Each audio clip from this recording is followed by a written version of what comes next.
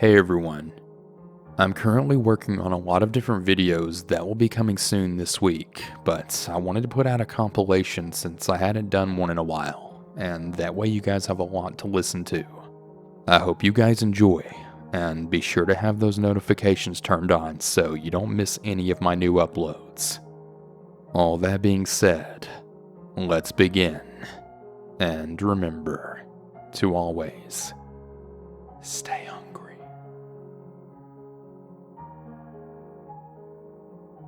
This happened when I was around 17 years old, and is still happening now. At 17 years old, I felt lost in the world, and I was stuck in a job that I disliked with work colleagues that didn't like me. This had to do with my accent, as I was quite well spoken, so they thought I was a rich kid. It all started on a Friday after work.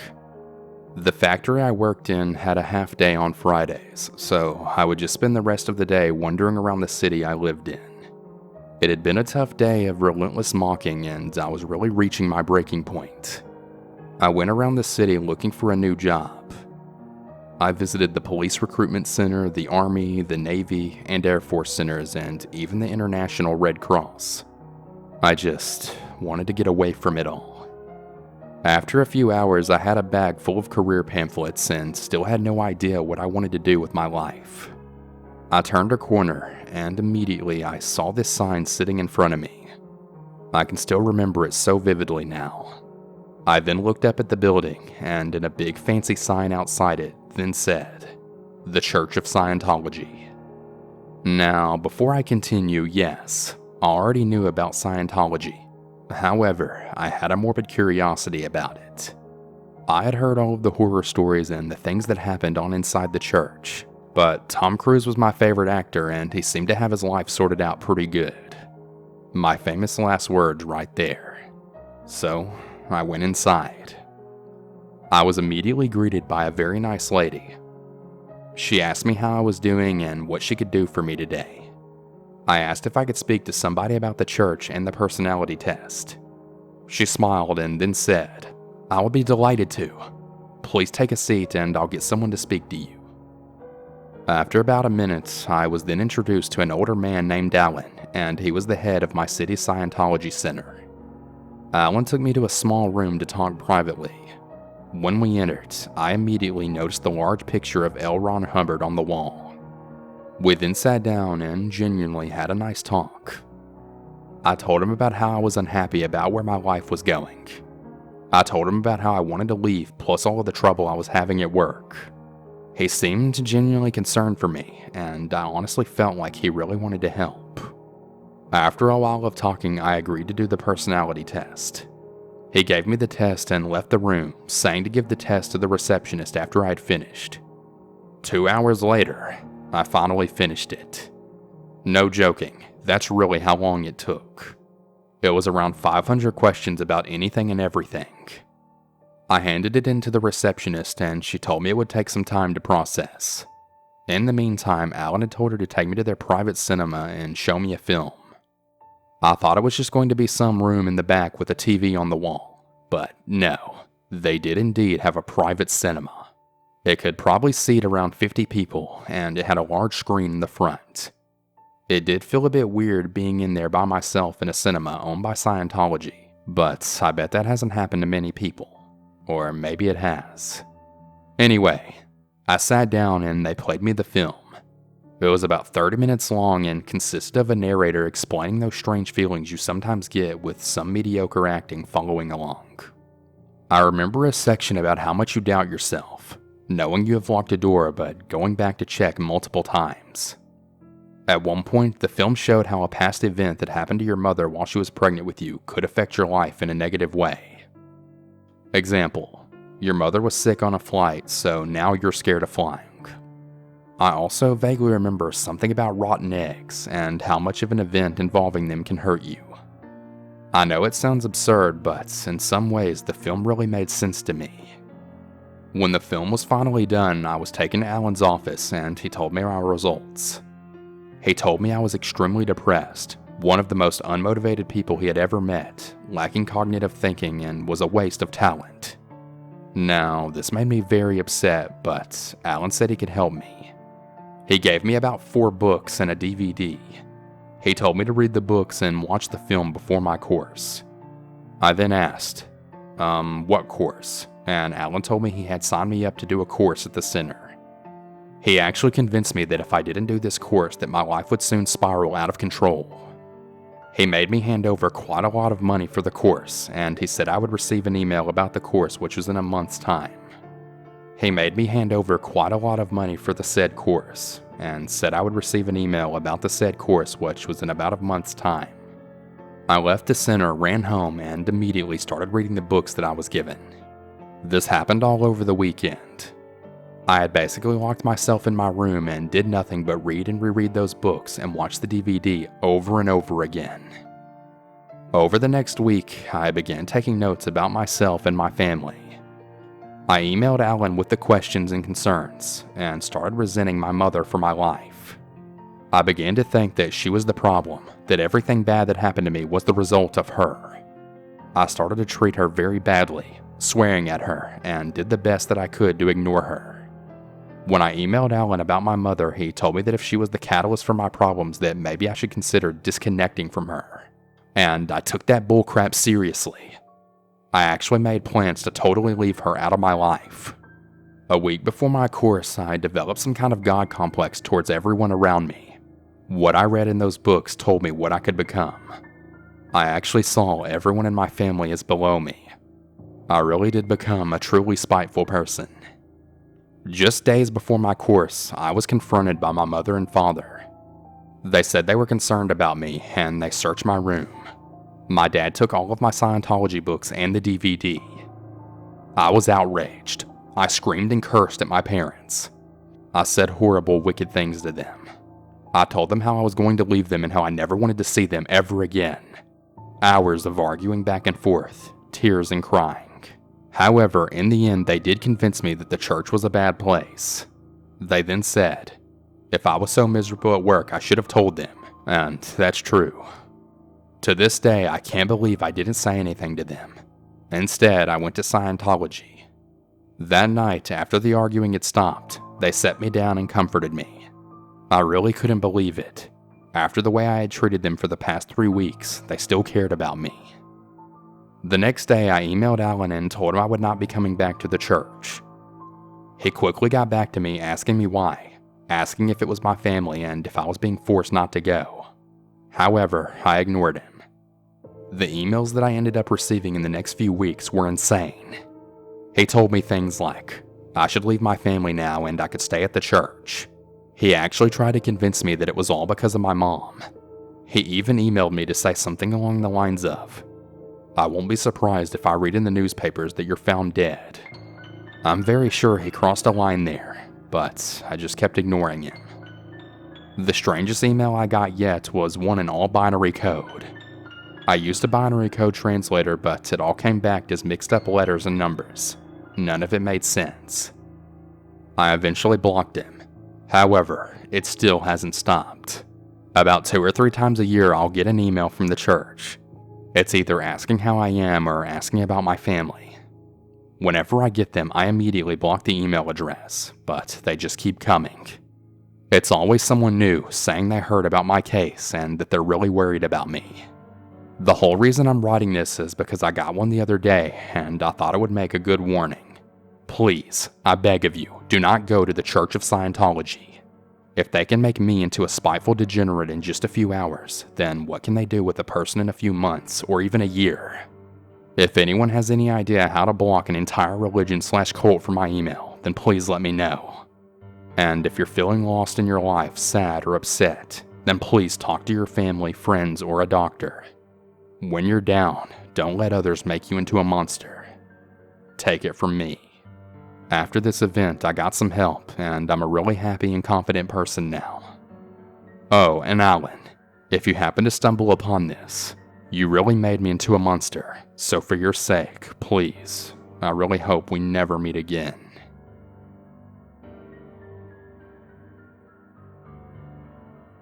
I recently read a post that triggered this awful memory. For some context, about 3 years ago, I was working as a nurse in a long-term care facility in the Northeast United States. I was 23 years old at the time, and I'm a male. I tend to attract a lot of unwanted attention in my jobs, and it can lead to very awkward situations. This one in particular being the worst. One of the patients there had been a resident for several years and started to decline to the point to where she was unresponsive and actively dying. This brought her backwoods family into the facility to sit at her bedside, who I had never met during my time working there. The resident in question was on hospice and had comfort medications such as liquid Ativan and liquid morphine. These are very common for the dying and can be given as frequently as every hour to relax respirations and help keep the patient comfortable during the process. That being said, the woman was at her last hours, so I was in the room about every hour giving the medications. There were about 4 or 5 family members in this room with her, 1 male and the rest female. Every time I came into the room to assess the patient and give medication, they'd always make inappropriate comments to me about my appearance. I've dealt with this a lot and get instantly annoyed by it. It started with comments about my arms and chest, then progressed to other parts of my body. Then, when I went to lean over the bedside table to give the patient her medication, one of the family members decided to grab my butt. Now, this made me really angry, and I told them that I'd really appreciate it if they kept their hands to themselves while I'm caring for their family member. Not too long after that, the patient had passed away, and the family was trying to get me to give them her pain medication, which is absolutely illegal and I would never do. So, to the family that used the opportunity to sexually harass me as I'm caring for their dying family member, please stay away from me. P.S. Rest in peace to my patients, and males can get sexually harassed too. Obligatory not me, but my boss. She told me about this story a while ago, and I thought you guys would enjoy it. She has 4 children, and when they were younger, she was driving along in one of those 7-seater people carriers when it broke down on the side of a motorway. She then pulled over onto the hard shoulder and put on her hazard lights, got the kids out of her car, and behind the barrier called the AA and her husband. All standard stuff. About 10 or 20 minutes later, a car pulls up behind her with a rather good-looking guy in it. He says that he lives just off the next turn and had seen her and decided to circle back to see if she needed any help. All the way through this, my boss says that he didn't throw up any red flags. He just seemed genuinely concerned about the kids being on the side of the road and offered to take her back to his place for a cup of tea to wait for the AA. He even told her that she could call the AA and her husband to tell them where she is just to be safe. Again, my boss is very sweet and kind and thinks the best of people, and still no red flags. She ends up turning him down only because she had 4 kids with her. She said if she had been on her own, she probably would have taken him up on her offer, as he seems so genuinely kind. She turned him down because she didn't want to take the children back to a stranger's house, not because of mistrust. He sort of pushed it a little bit more and then shrugged and left. A couple of weeks later, she saw his photo in the paper. He had stopped to help another woman who had broken down, and he had murdered her after offering her a lift. To this day, she maintains that she genuinely didn't see any red flags, and that the only reason she's alive is because of her kids. Thank God for children.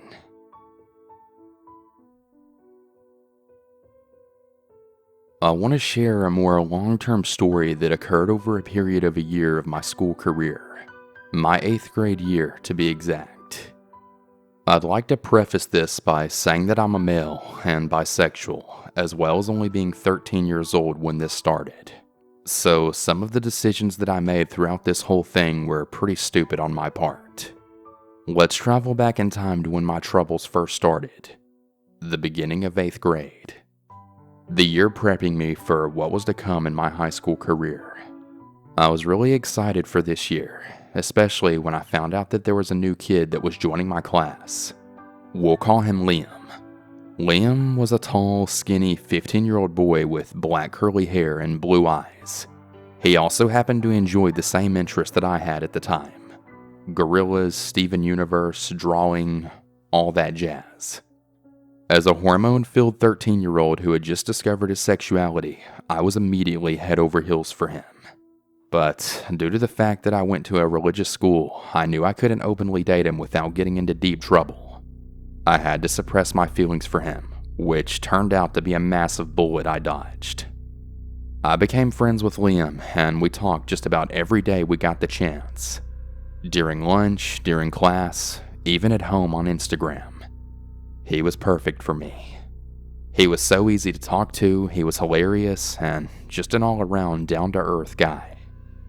Well, about 2 weeks after 8th grade, we were scheduled to go on a field trip, and Liam sat next to me on the bus. This was when it all really started. When his veil on who he really was began to slowly lift. The trip was a 3-hour journey to a museum, and I thought it would be great because of who I could get to spend my time with. The first half hour or so was pretty great. We did our usual session of talking and joking with each other when all of a sudden he began to stroke my knees. I have very sensitive knees, so it tickled. Laughing, I told him to stop because it tickled so bad. He then moved his hand up to my thigh and rubbed that instead. Part of me was a bit uncomfortable with this, but at the same time, I was a dumb 13-year-old that really liked this boy, and I wanted him to like me back, so I chose not to say anything or move seats.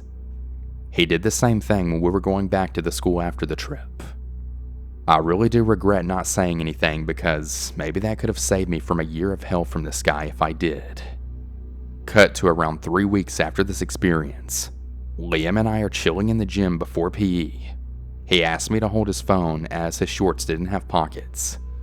I happily obliged and then stuck my phone in my pocket. During our lap runs, I used to use the restroom, so I excused myself to the restroom to do my business. While inside, I then remembered that I had Liam's phone, and I felt a little nosy, so I decided to snoop to see what juicy secrets I could find out about my crush. He didn't have a password, so it was pretty easy to access whatever I wanted. I decided to look in his gallery, and what I found took me aback. There were around 250 pictures of me in his camera roll, all of them just of me. In class, during the trip, me and him, etc. Some that I had known he had taken, and others I didn't.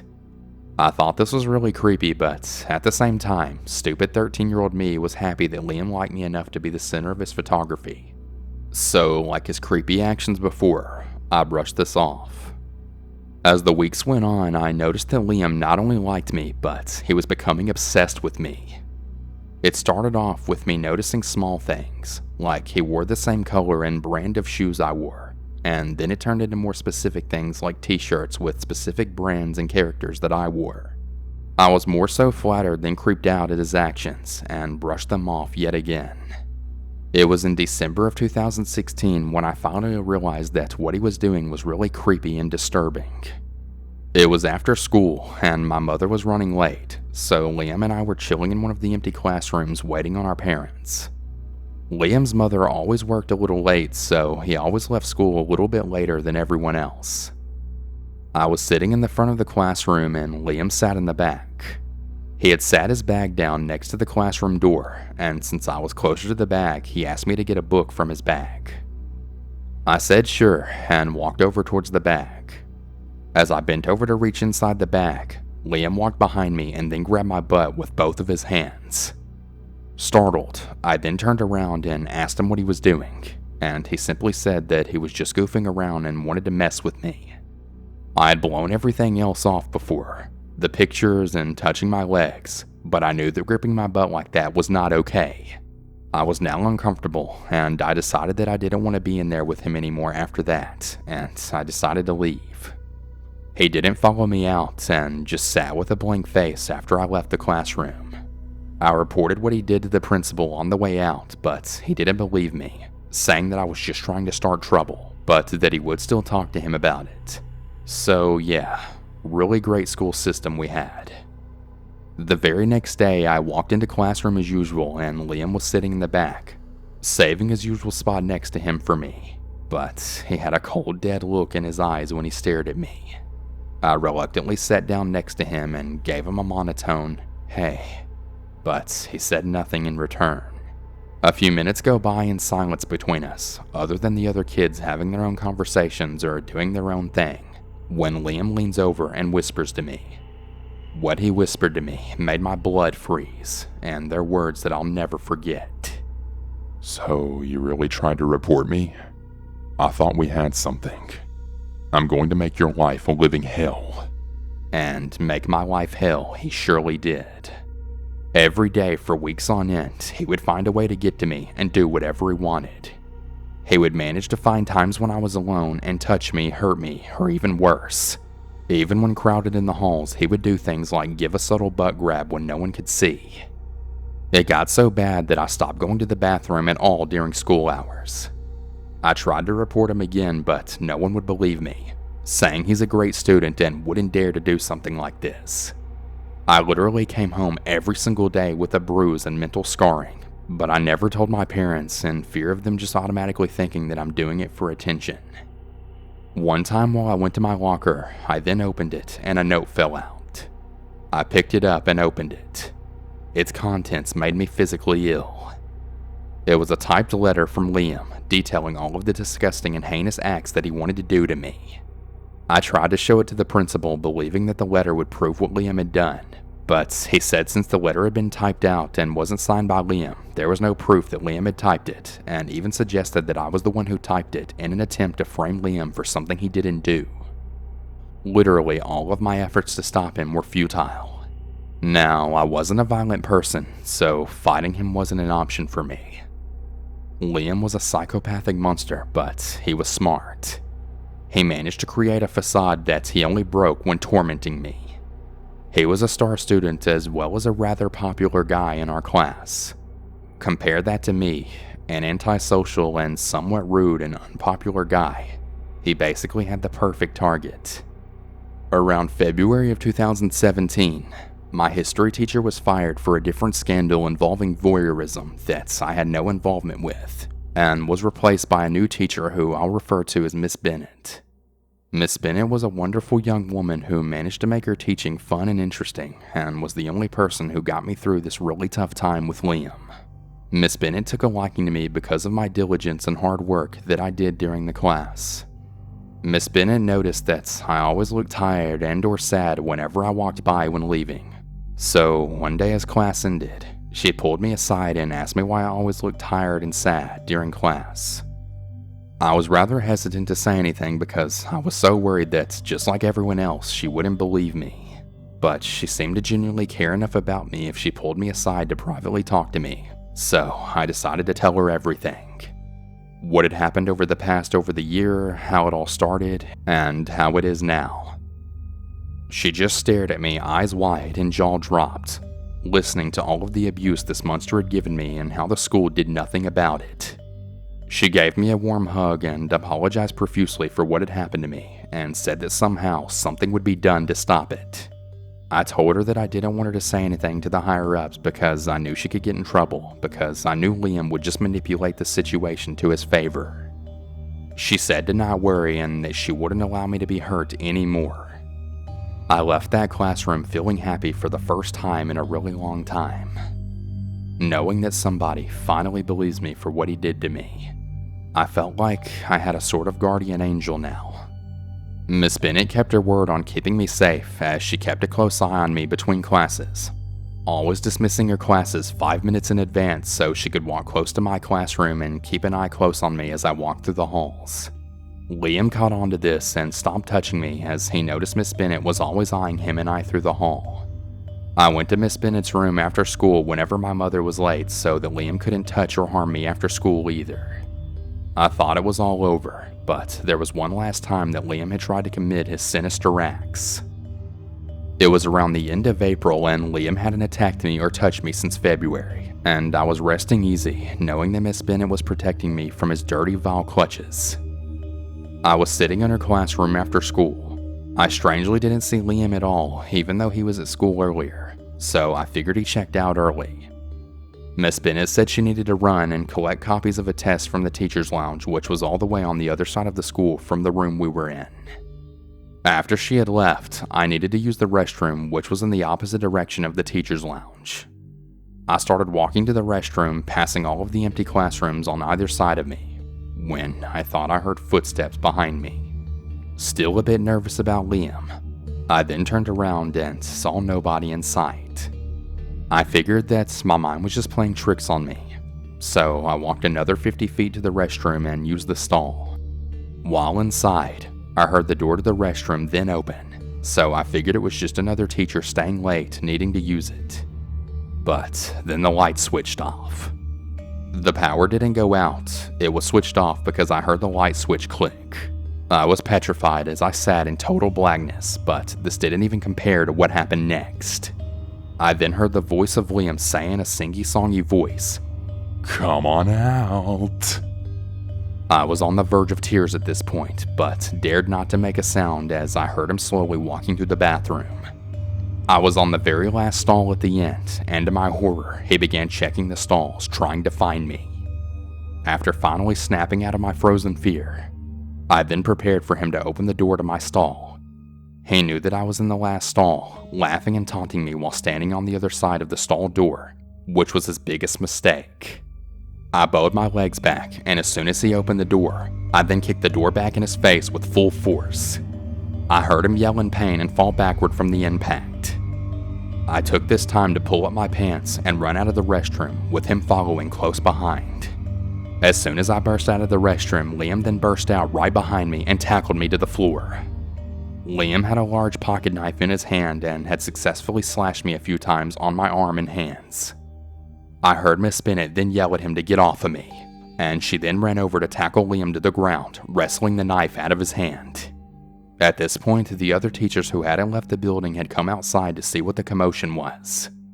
Miss Bennett was then screaming for all of the teachers to call 911 while I was laying on the hallway floor sobbing profusely and my arms in a bloody mess. The police then came and arrested Liam, and I was taken to the hospital in an ambulance. My parents were notified and they showed up at the hospital in hysterics over what had happened to me. After my wounds were stitched up and I rested for a while, my parents came in hugging me asking what happened. So I then explained to them what had been going on with me the entire past school year. They were both crying and apologizing profusely for not noticing that something was wrong sooner. I also got a written apology from the school principal basically asking me not to sue, but I didn't care about that anymore. The important thing here was that this sick freak was finally caught and he couldn't harm me anymore or anyone else. As for Liam, he was sent to some kind of mental institution, and as far as I know, he's still there to this day. I'm now 16 years old and changed forever because of what that monster put me through. I've taken jujitsu, as well as always carrying a pocket knife with me wherever I go. I honestly consider Miss Bennett a savior, because if it weren't for her, I most likely wouldn't be alive or would have continued to endure Liam's torture. For what she did to me, I'll always be thankful for her.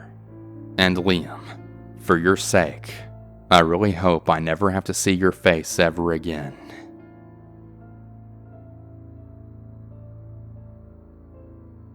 About 10 years ago, I was fresh out of college and trying to figure out what was next for me. I went to college on an athletic scholarship, and I was just as interested in enjoying my college experience as I was in completing it. I ended up with a communications degree, average grades, and really no experience. I was working as a door host, in other words, a bouncer, at a small bar/lounge in a casino. I worked at said bar Wednesday to Sunday from around 7 p.m. to 3 a.m. My job was to greet people coming in, check IDs, break up fights, and remove people who got out of hand while maintaining a professional and friendly manner. There was a man that started coming into the bar on the off nights, Wednesday or Thursday when it was slow. He would come in both nights 1 week, then not come in again for 3 weeks or so, and he would do the same thing again always on the off nights. Usually he would talk to me a couple times throughout the night whenever he was there, just normal small talk. It was never awkward. He was always well dressed in a suit, or at least a button-up shirt and some slacks. He was clean cut, had athletic build, no visible tattoos or piercings, and a shaved head. I'm not into men, but I would guess he was a good-looking man in his late 30s. Well, the last night that I saw him, the conversation was a little bit different than usual. He came in on an off night just like normal, and eventually came up to talk to me by the door. The conversation started off normal, but eventually he asked me if I enjoyed what I did at the bar. I responded with the typical, "Oh, it's not that bad. It's mostly easy," dissembling that I felt was polite conversation. He then asked me how long I planned to be a bouncer and asked if I thought I made enough money, and eventually dragged out of me that no, I didn't particularly enjoy being a bouncer, and I didn't know what I was going to do with my future. At this point, he looked me straight in the face and then said, "Well, you could kill people." While maintaining our eye contact, I paused and waited for some type of joke or smile or something that would turn into his failed attempt at a joke. Nope, nothing. He seemed 100% serious with what he was saying. There was no smile, no joke, nothing but him staring at me and just waiting for me to respond. At this point, I tried to tell him the first thing that came to my mind. "I'm pretty sure I don't have the skill set for what you're suggesting." He then said, "Yeah, but you could learn all that. Think about it. You could travel, work once or twice a month, and get paid really, really well." While strangely at that point in my life it was an intriguing idea, I immediately thought of some sort of police setup and all the shadowy hitman handler betrayal I've seen in every hitman movie I've ever seen. So I then told him, "No, I don't think that's for me." Then he just said, "Well, okay," and left. I worked there for another year, and I never saw him ever again. Whether it was some kind of setup, or he actually was a hitman trying to hire me, it's still one of the strangest experiences I've ever had.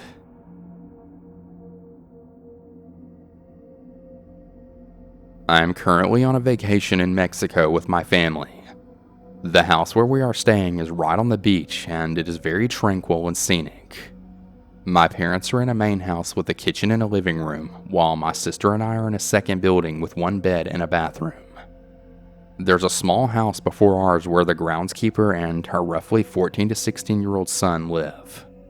My sister and I went to sleep around midnight. I was dead asleep, but at 4 a.m. I woke up because I thought I felt something on my leg. Tired and confused, I opened my eyes. Kneeling next to me on the ground, staring at me, was the groundskeeper's son. Right after noticing him, I started making some weird noises. The shock was overwhelming. I had just woken up from a really deep sleep, and for some reason I started slapping him on the back of the neck. He stood up and then started speaking Spanish very rapidly. Now, I hardly know any Spanish, so I just pointed towards the door, loudly saying, "Get out," and "No comprende" repeatedly. He eventually walked out after about a minute of yelling. My parents had heard my voice, and when they walked out of their house, they saw him standing outside of our door. His mother heard the commotion as well, and my sister then got up to explain what had happened, being the only one who speaks Spanish fairly well in our family. His mother apologized and they went back to their house together. I asked my sister what he was saying when he was standing by our bed next to me, but she said that because he was speaking so quickly and she was just waking up, she didn't really understand him. This happened last night, which was only our second night there. He could have been watching us the night before as well, and the thought of that absolutely terrifies me. I'm pretty sure I locked the door, but I know that his mother has a key. My sister and I are going to put glass bottles in front of the door tonight to alert us if anyone tries to get in again. If anybody has any suggestions on what we can do, they would be greatly appreciated. The service here is terrible, and I don't know if this will post. I still have 5 more nights here, and I know I'll probably see him again. Creepy little teenage boy watching me while I sleep. Please don't freaking come into my room again. Update. My parents contacted the owners of the house who were very understanding and concerned. They said that they would have sliding locks installed on the inside of our door. For those in the comments mentioning windows, they're just screens and shutters, so there's no possible way for anyone to enter through them. Additionally, to address the sleepwalking theories, my mother has said that he knocked on their door approximately an hour earlier asking if he could rake the sand on the beach. I don't really know much about sleepwalking, but I do know that you can't form coherent sentences while doing so. Thank you for your ideas and concerns. They're all very much appreciated. Update number 2. The homeowners contacted the groundskeepers, and apparently it was their 15-year-old son who was visiting. They said that he has left and will not be allowed back. I don't think I'll be updating anymore because at the moment, I feel that this situation is finally resolved. This experience was genuinely unsettling and will probably stay with me for a long time.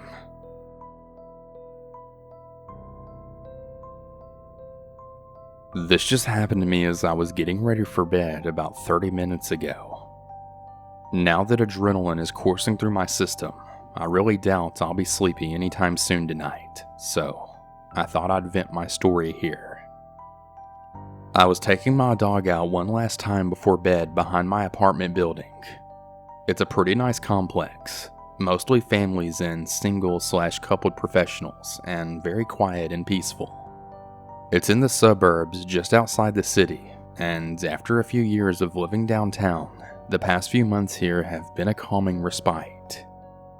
There's a little nature walk behind my building that my dog loves to explore, but I work late, so at night we usually just go outside the breezeway, and she does her business in the ground cover. For some context, I'm not a large person, and neither is my dog. I'm female, 5'8" and about 130 pounds. My dog is a Dachshund/Beagle mix and weighs 22 pounds. We're not an intimidating looking duo by any means. She's ridiculously cute, friendly, and super unaware of dangerous situations, people, and completely untuned to any type of emotion I may be feeling. It's about 2 a.m., but I've always felt safe here, so I'm relaxed.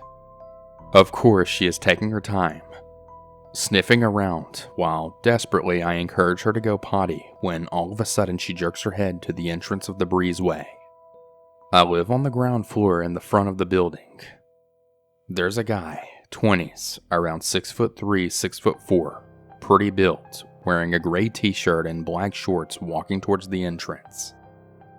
The neighbors across the hall are black, so at first I assumed he was just visiting them, as he kind of lingered for a second in the front of their door. They have a lot of people, mostly family, that visit them pretty often. Some of them are in their 20s and stop by late. I usually say hi to them if I'm taking my dog out after work, so I knew I didn't recognize him. But then he kept walking towards me, picking up his pace a bit, and it was then that I noticed he had a gun in his right hand by his side. I was initially distracted because he was nervously twisting a piece of his hair near his scalp with his left hand. The neighbors in the back 2 apartments probably wouldn't be expecting this guy at 2 a.m. brandishing an impressively large and menacing handgun, so that pretty much narrows down his intended target. He's also making direct eye contact with me. I'm sure all of this happened in a few seconds, but it felt like time had slowed down. At first, I just kind of thought to myself, that kind of looks like a gun. Then gun. Then hopefully, is there an orange tip to it? Then, that's a really big gun. Then, let's come up with some good ideas really freaking fast. And then finally, you're about to get mugged if you don't do something. I did take a quick moment to admire the irony of getting robbed all the way up here in boring old Vinings while I never had an issue all the years of living in Atlanta. But crime can happen anywhere, and right now I have a bit of an issue. Up to this point, I've been frozen with a mixture of fear and horror. I decide screw it, I'm out. Right as he reached a distance where he was about 7 to 8 feet away, I cheerfully told my dog, "Good girl," and then started walking towards him. There really wasn't any other direction to go. Behind the apartment is the unlit nature area, and that didn't seem like a great idea at the time. To be frank, none of my ideas seemed good, but I had picked the casual upbeat pretend nothing is wrong route, and deep down I'm thinking this plan is totally screwed. Of course, my dog tries to make friends with the guy as we walk past. This dog has no sense in her head at all. At this point, time is moving so slow it might as well be moving backwards. I pulled her leash even tighter and tried to squeak out a really cheerful sorry. Unsure of whether or not it landed, I dragged her to my front door as fast as I could while trying to sound casual and praying I didn't get shot in the back. Turning my back to that dude was one of the scariest things I have ever chosen to do. He only said one thing as we passed him. "Hi, puppy." I didn't look back, just dragged my dog inside and locked the door. I'm very thankful that he didn't try to follow me inside. I panicked. Fight or flight stuff, and my decision was it's time to go. Let's get the crap out of here. The fear that I felt was absolutely awful. It was like sheer dread in the pit of my stomach. Unknowingness. Shaking like crazy, I threw my dog on my bed and called 911. I could barely even speak to the 911 operator. I was so scared with the irrational thought that he might hear me calling through the door. Cops were out about 10 minutes later to look around and take a report. They were concerned and they asked a lot of questions, but there's really not much else they can do. It's now 4 a.m. and sleep is nowhere near.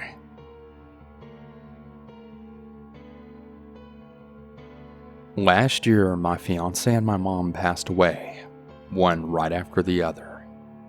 After they died, I obviously fell into a really deep depression. Though I really thought I was pulling off the whole I'm fine thing, my friends could clearly see through it. A close friend almost demanded that I move in with her and get out of the apartment that I shared with my fiance for 10 years. She wanted me to start fresh, and while I didn't think I was ready to move on, the idea of not living alone was quite appealing. Plus, her apartment is a much nicer neighborhood than the one I was currently living in, so I agreed. Living with her has been fantastic. Our schedules are opposite, me on days and her on nights, so we both get alone time, but we also have at least one day a week off together so we can hang out. Moving has also allowed me to be able to walk to work as it's so close to my job. I honestly thought that would be a godsend, that is, until my 10-minute walk caused a 2-month-long nightmare for me. I decided to sit in the park that's between my apartment and my job one evening after work. As I'm sitting there just minding my business, a man then approached me. I saw his face first. He was almost handsome, if not a little rough looking.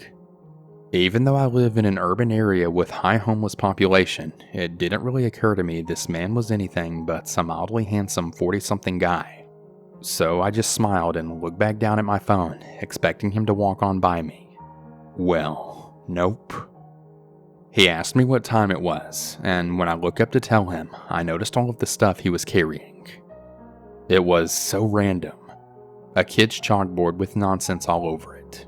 A paper bag full of old magazines and paperwork, and a steel shelf that at one point would have held CDs. I then happened to notice that he wasn't wearing any shoes, and his hands were absolutely filthy.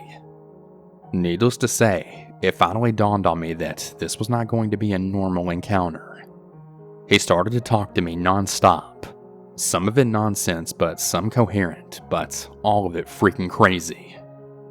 Of the parts I could follow, he told me he had just been released from prison, and he was looking for a tattoo shop because he wanted to get F the DOC, and 34 tattooed on him, and he wanted the DOC to pay for it. For anyone wondering, DOC is Department of Corrections. He then noticed a button that I had on my bag that had the logo for a local gay bar on it. He told me he had gone there one night and went home with a guy. Then he looked me up and down and then said, "But it's really young ladies that are my problem." I gathered my stuff and left immediately. Now, I love this apartment, but it has drawbacks which became glaringly obvious after this encounter. The apartment is on the first floor. I really love it because you can walk out to the sliding glass doors right onto an awesome gated patio that has tables and grills for barbecuing, so it's really awesome in the summer. I now hate it because it's right on the street and the fencing is clearly very easy to scale. One very early morning at around 5 a.m., I hear a man scream, "What the heck are you doing?"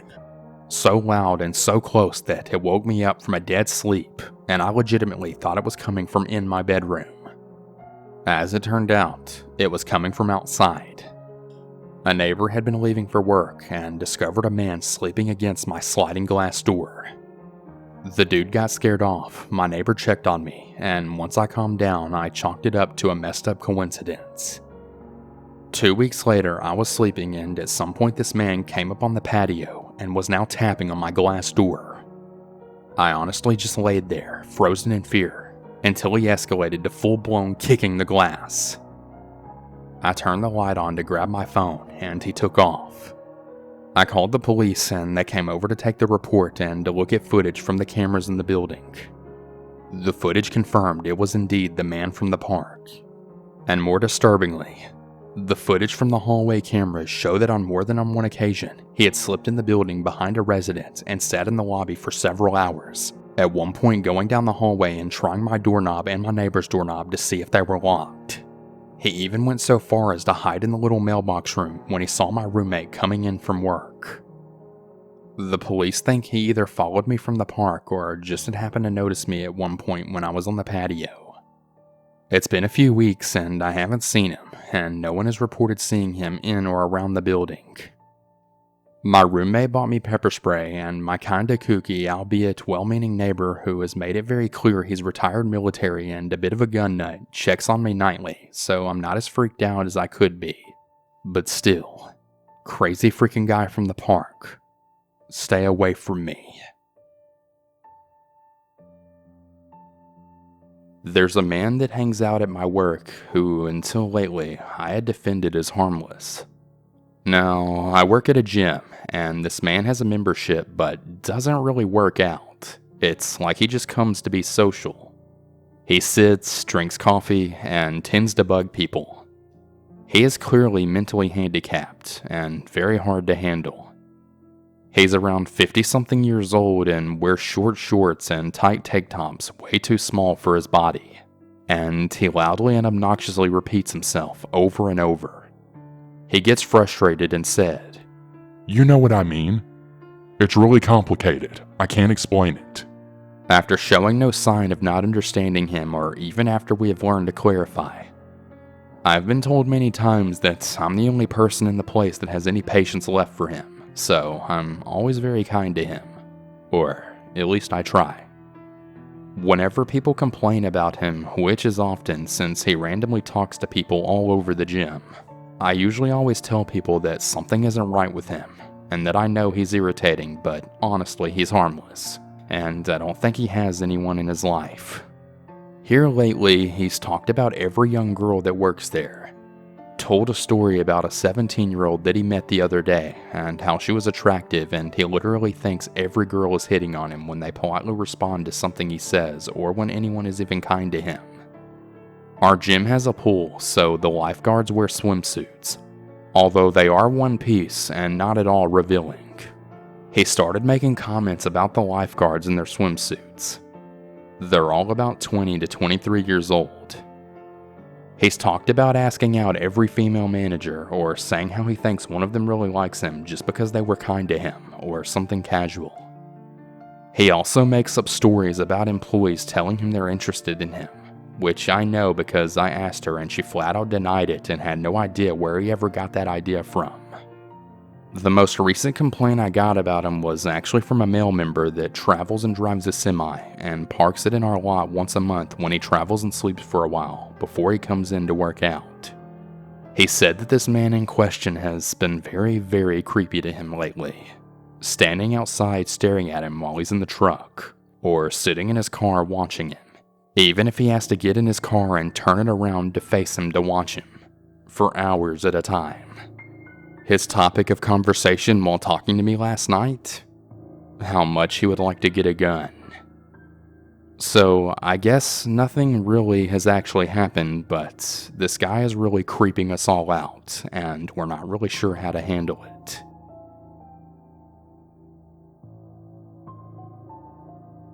So, I live in a small rural town in the southeastern United States. Because of my work schedule, I have a membership at a 24-hour gym in my town.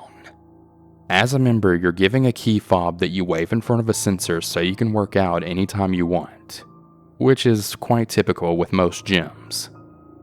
The gym is in an old shopping center. The shopping center is located on a desolate stretch of road that takes you out of town and into the interstate. There's absolutely nothing but trees and hills for a 5-mile radius. Add to that the busted spotlights, and this gym can be pretty creepy after dark sets in. Anyway, one night at around 1 a.m., I'm in the gym working out on a weight machine and doing my thing. I'm all alone, with only the sound of the air conditioner and my breathing to accompany me. A very young woman walks up to the door, waves her fob, and then enters. She immediately goes to the treadmill. I nod my head and continue working out. I think she must have been nervous being in the gym late at night with a big guy lifting weights. But very soon we would be united forever through a very weird and creepy experience. A guy dressed in jeans and a t-shirt came up to the door. He knocked on the glass and smiled at me and the young lady on the treadmill. I watched as she stopped and walked towards the door. He was very clean cut and didn't look too threatening, but he was smiling way too hard. "Hey, can you let me in? I forgot my key," he said. The girl walked over to the door.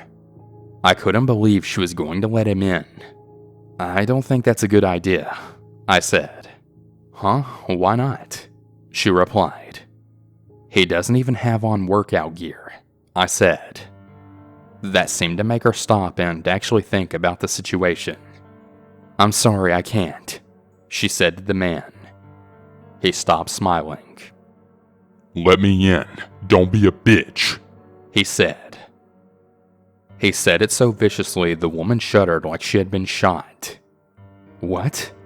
she asked. "Open the door," he then screamed. He began to pound on the glass as hard as he could. I then got up and I told him I'm calling the cops. He then stopped. "I'll be wiping your blood off my hands before they even get here." I pulled my phone out and dialed 911 immediately. The man then ran away. The woman was freaking out, but I tried to calm her down. The cops showed up and we gave statements when we finally left and went to my truck. Her car and my truck were the only vehicles in the parking lot. Both of our tires had been completely slashed. So, to that crazy man who was gonna do God knows what to us once he got into the gym, I really pray and hope that neither one of us ever encounters you ever again.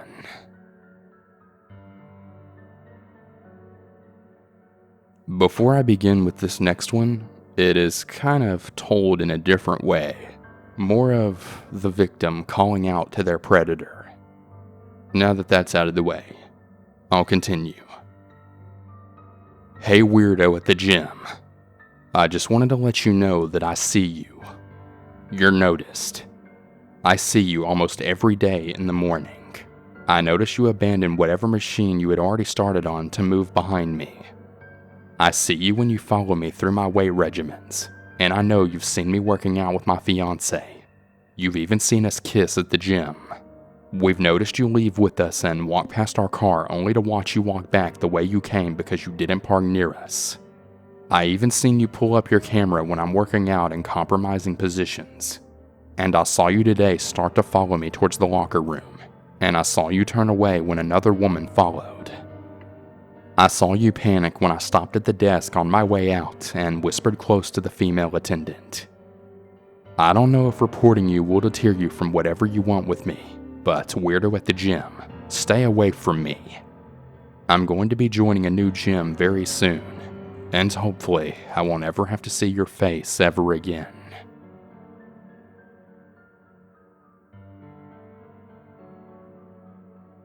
I was maybe 15 or 16 years old, living in what I thought was a very safe neighborhood in Northern Virginia. I'm a pretty tall girl, so I also never felt like an easy target. Dumb, I know. It was approximately 8 p.m. and since I was a little chunky at this age, I was pretty embarrassed to walk to the gym in the daylight. I was extremely self-conscious to where I'd only want to go to the gym at night so less people would be there and it was less likely I'd see someone from my school. The walk is approximately 20 minutes from my house to the gym. I guess the gym closes early on Saturdays because as I walked up to the doors of the gym, I realized it was closed. All of the lights were still on, so I went up to see the doors to peer inside and read the hours. As I turned around to make my way back home, there was a man walking directly towards me as if he was going into the gym as well. I didn't really think anything of it and just gave the polite smile and mumbled hello, and he smiled back at me. He also wasn't wearing workout clothes, which was kind of weird. I made my way out of the parking lot, crossed the busy intersection, and began walking along the busy road to get to my neighborhood.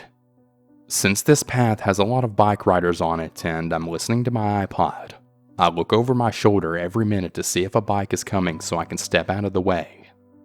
Since this path in question has a lot of bike riders on it and I'm listening to my iPod, I look over my shoulder every few minutes to see if a bike is coming so I can step out of the way if it is. The first few times I looked over my shoulder, no one was there, but eventually when I looked over my shoulder, that exact same man I saw when I was walking away from the gym was about 100 feet behind me. It immediately struck me as very strange. What was the chance he was going the same way as I am? At this point, I was at the entrance for my neighborhood and I took a turn into the neighborhood. I had already taken out my headphones at this point so I could listen behind me. I was running through scenarios in my head of what I should do. I quickened my pace and tried to hurry home. I looked over my shoulder again, and he was still following me. At this point, I knew for sure I was now being followed. There was absolutely no way that he lived this way too. I kept walking quickly, and my head was still racing on what to do. Just then, I heard footsteps running behind me. Everyone always says that it's fight or flight time, and for some weird reason, my brain chose fight, and I immediately spun around. To my surprise, it was actually just a local runner dude that happens to be in my neighborhood that I've seen many times before. I must have had a terrified look on my face because he gave me such a weird look when he ran past me. My heart was racing now. As the familiar runner guy passed me, I looked behind me again, and the man following me was still there. I immediately felt stupid and thought that I missed my chance with telling the runner guy that a man is following me. Just then, right at that moment, I then see a woman walking her 2 dogs. I immediately start speed walking over to her. She's on the opposite side of the road, so I start crossing the road to get over to her very quickly. I look over my shoulder one more time, and the man is gone. The woman then gives me a polite hello, and I immediately start sprinting home. I'm pretty sure that he thought whatever he was going to do wasn't a good idea anymore because there was way too many people around. Whatever the case, I'm really glad he didn't do what he had set out to do.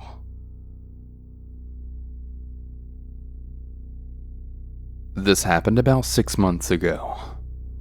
I was 21 years old, and I'm also female. My ex-trainer is a middle-aged man, possibly in his late 30s to early 40s. I had a friend who used to be a police officer.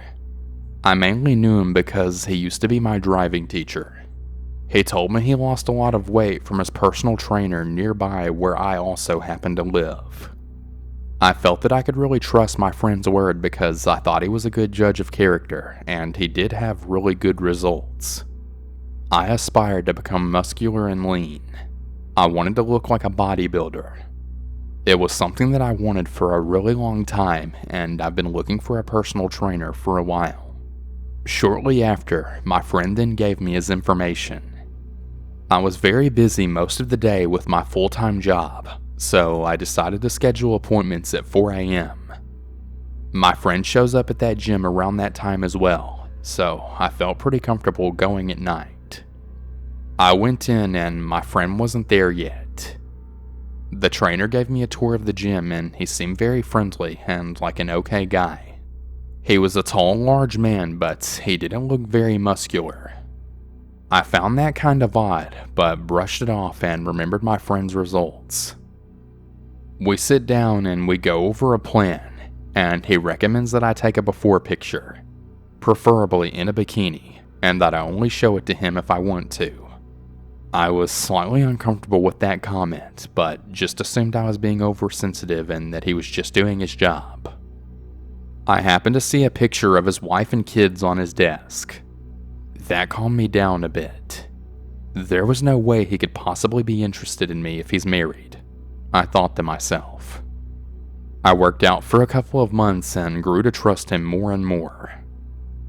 I even opened up to him about why I aspired to become muscular. I just really want to be able to defend myself. It was like he was trying to build an emotional bond with me. Now that I look back on it, that's pretty unprofessional, but at the time I just thought he was being nice. Well, I started to struggle with money. I felt that I couldn't afford him anymore. I wasn't even where I wanted to be yet, and I haven't really even learned much. He charged $1 a minute or $60 an hour, and I really didn't realize how expensive that was at the time because I was ignorant. I'd also like to add that my boyfriend didn't really like him. He was a power lifter and he thought that my trainer was a complete idiot and was overcharging me. He mainly thought this because of some of the exercises that my trainer told me to do. I started to want to quit, but I also didn't want to lose the muscle that I'd gained. Well, I made a plan to quit once my boyfriend would be able to have enough time to teach me, or at least until I could work out independently. I mentioned to my trainer that I was struggling with money and that I was planning on canceling soon. He gave me an offer. He said that if I cleaned his gym once a week, I'd get a free session every week. He told me that he has other women clean his gym for free sessions. It wasn't just me. I stupidly accepted. My friend also started going to the gym at different times, so I didn't get to see him anymore. I wasn't struggling with money as much since I started cleaning his gym. My trainer was there. It was at nighttime and I was alone with him most of the time other than the occasional client that would come in for training. I would usually train with him right after I finished cleaning his gym. He told me I should start wearing shorts and a tank top so that he could see my progress. Now, I felt very uncomfortable with that and I didn't comply. I kept wearing my baggy pants and t-shirts. He kept bringing it up. That's when I started to feel really weird about things. I then decided I should probably move on. I was still really struggling with paying for him, and even though I really wanted my dream body, I just couldn't afford him any longer. I could barely afford food. I didn't see the point in working out hard in the gym if I couldn't get proper nutrition. I then told my trainer about my concerns. He then made a really weird offer. He offered to make everything completely free, and he wanted to take me to the grocery store to show me how to shop. I'd also like to add that he offered all of this for free. He also even added extra workout days during the week. It really sounded like it was too good to be true. Almost like there was a catch. I told him he can just give me a grocery list instead, but he persisted on going with me, and once again, that I should wear shorts and a tank top. He then said, "We could even go and get a bite to eat afterwards." And that's when I felt things were really weird. I mentioned this to my boyfriend and he told me that was extremely unprofessional and he told me to cut contact with him right away. And I did. I blocked his number and never came back. I still have to drive by that gym on my way home from work. Every time I do, I feel gross. I don't really think I could do anything about what happened. He didn't really break any laws that I know of, and he owned the place. I don't see much of my ex-cop friend anymore, and I work out on my own now. My boyfriend and I are still together, and I'm doing much better now that I've stopped seeing that personal trainer. But to this day, it still really creeps me out whenever I think about it.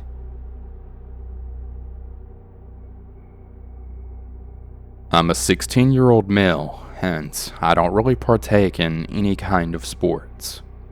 I'm a computer programmer, gamer, and avid comic book/movie enthusiast. That being said, to compensate for my lack of physical activity, I usually work out at least 4 times a week to maintain a good physique. I have a membership at my local 24-hour gym. I started going about 2 years ago. It's a pretty big establishment.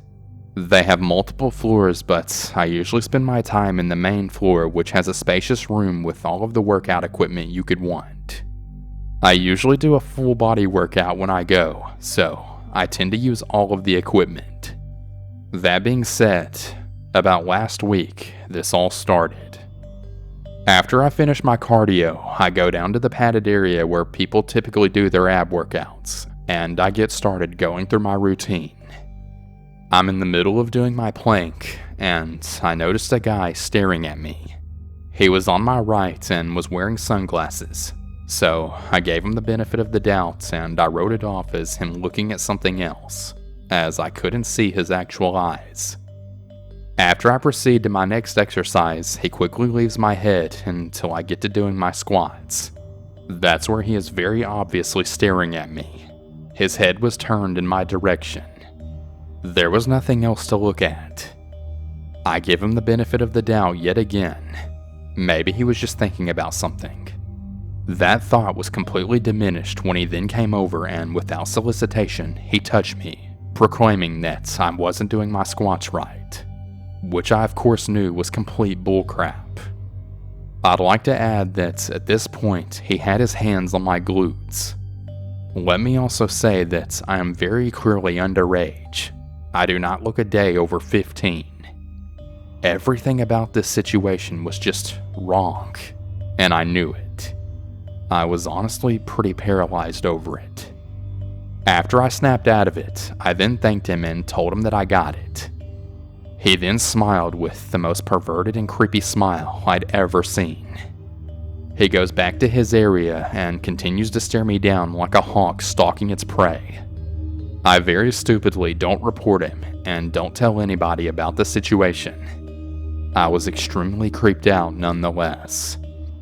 I go back the next day and I pray that he isn't there, but lo and behold, I see him sitting around with his creepy sunglasses. When he sees me, he then smiles creepily at me and waves. I don't reciprocate this at all. I wanted to avoid all confrontation with this guy. Anyways, I do my cardio without incidents, and when I get to the padded area, he is not there, but in the middle of my workout, the guy plops down next to me and then asks, "Hey buddy, how often do you come to the gym?" I was honestly startled, and I responded with a slurred, whenever I can. I put my earbuds back in hope that would give him the signal that I didn't have any interest in conversing with him. I start doing my push-ups, and out of the corner of my eye, the creep is just laying there analyzing me. He then decided to give me an anatomy of the bicep. He started touching my arm. He was almost caressing it. I just kind of awkwardly said, "Okay." I was trying to be as cordial as possible since I didn't want to retaliate and potentially mischaracterize him. I go to this gym often, and I didn't want to develop a reputation. He then started putting his hand towards my genitalia, and that's when I sprung up and immediately left. The people around me looked concerned, and one woman went up to me and asked if I knew this man, to which I then replied, "No, I don't." I still don't report the guy, as I feared that I misconstrued what he was doing, and maybe he really was just trying to help. The next couple of times I went, I didn't see him at all. But yesterday is when things escalated to a point to where I knew this guy had malicious intentions. I am back at the ab workout area, and the guy doesn't confront me at all, but he has his phone pointed at me in a very suspicious way. It looked as if he was trying to take pictures of me, of recording me. I was freaked out, but I couldn't say anything because for all I knew, he was reading an article or something. I was very unsettled, but just continued my workout. This isn't even the worst part. After my workouts, I go to wash my hands in the locker room. People in there have a tendency to walk around naked, which I find to be really repulsive, but there's no rule against it. So this sick creep is in the locker room, and I curse myself under my breath. While I'm washing my hands, the bastard comes up literally right behind me and then says, "After working out, you should shower. Come with me. I'll help." I tell him to screw off and that I'm reporting him to the gym and the police. Everybody else in there hears this, and I don't know what happened to him after I left, but I hauled ass as quick as possible. I do act according to my threat, and I report him to the gym, but I didn't have a name, and there are no cameras in the locker room, so the only evidence I have is him touching me in the gym. I tell my father, and he is infuriated. My father goes to the same gym, and when I described the guy to him, my father said that he recognized who I was talking about. He told me that the guy is always talking to younger people in the gym, and it's always creeped him out. Well, that's all for now. We're going to file a police report pretty soon, and I will post as soon as there are further details. Update. The last few times I went to the gym, I didn't see this guy. His gym membership was promptly suspended and the police report is still pending, so it will be a little bit before we get a response. But that didn't deter him from sticking around the area. Let me just quickly say that this gym is in a shopping plaza, and there's a lot of restaurants everywhere outside, and also lounge chairs for people to sit in. Why this is significant is because I noticed the guy sitting on a bench directly outside the gym, and I kid you not, on my way into the gym, this guy waved at me. An extremely important detail that I stupidly left out of the original story was that I have mild Asperger's. Therefore, I can come across as socially awkward sometimes, and this instance was no exception. As a matter of fact, it was worse. I just ran into the gym and reported that the same guy was outside waving at me. They called security, but in an almost instant fashion, he was gone before they could get him. I will probably update when I have more details, but for what it's worth, I really hope I don't meet this guy again.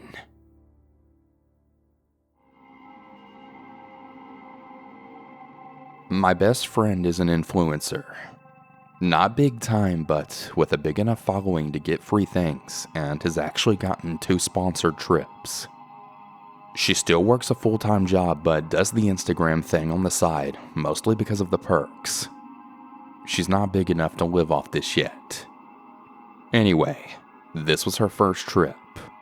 A little boutique hotel from Miami contacted her via Instagram and DMs. They then offered her an all-out expenses-paid trip to Miami for Memorial Weekend 2018 in exchange for her to be in the hotel and take pics and do a couple of stories. She was also told that she could bring a female friend with her if she wanted to, and everything would be covered for her. This was her first time doing this, so at the time she wasn't really sure of how it worked. They sent her a bogus contract for her to sign, and it said she'd be responsible for paying for her plane ticket to Miami and that she'd be reimbursed for it later. This was just to prevent a no-show, meaning the influencer gets the ticket purchased by the hotel and the influencer never shows up. Seemed reasonable.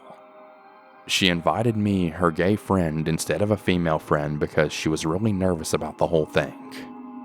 We figured it wouldn't be a big deal, and worst case scenario, they don't want to pay for my plane ticket, and she'd just have to cover it for me, and that's it.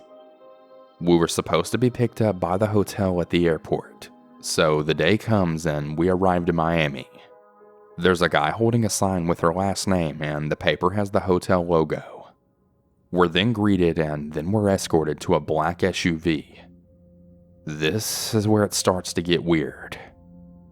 As soon as we're gonna get in the car, the driver is visibly upset. We thought he was talking to the guy who walked us over, but he was talking to my friend.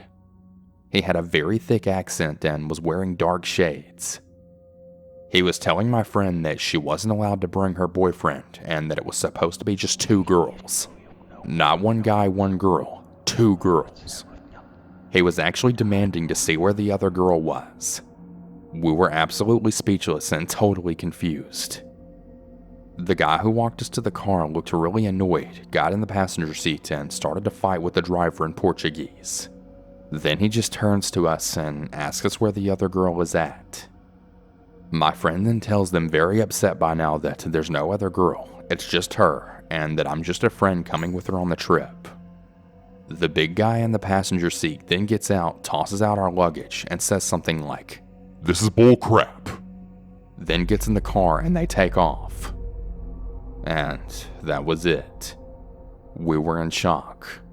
Utter and complete shock. My friend then immediately emails Melissa, the PR person that we'd been in contact through email with, to tell her what happened. No response. We decide to take a cab and show up to the hotel. When we show up is when everything made sense. The hotel had been rebranded and had a completely different name, owner, and staff. We show them the Instagram, and it is indeed the Instagram of the hotel that it used to be, but not the new one. They never contacted us. They never did anything. Whoever was in charge of the old Instagram account for the old hotel did, or whoever got a hold of it did. Mind you, this was a somewhat big hotel account with 10,000 followers. It was real, but upon further inspection we realized the pics were really old, and so were the posts. My friend really felt like an idiot and she wouldn't stop crying. We called the police, met up with a detective, and nothing ever came out of it. They investigated who was running the account before or who had access to it. None of the people who used to run that account had anything to do with it. Nothing ever came out of this. It's pretty upsetting and scary to know that whoever wanted to abduct my friend or any other girls by using this old hotel Instagram knows who my friend is. That Instagram has since been deleted, and we never heard anything from anyone ever again. But to think that my friend would have been kidnapped had she gone with another girl instead of me just sends chills down my spine. Seriously, everyone, be careful out there. You really never know what could happen.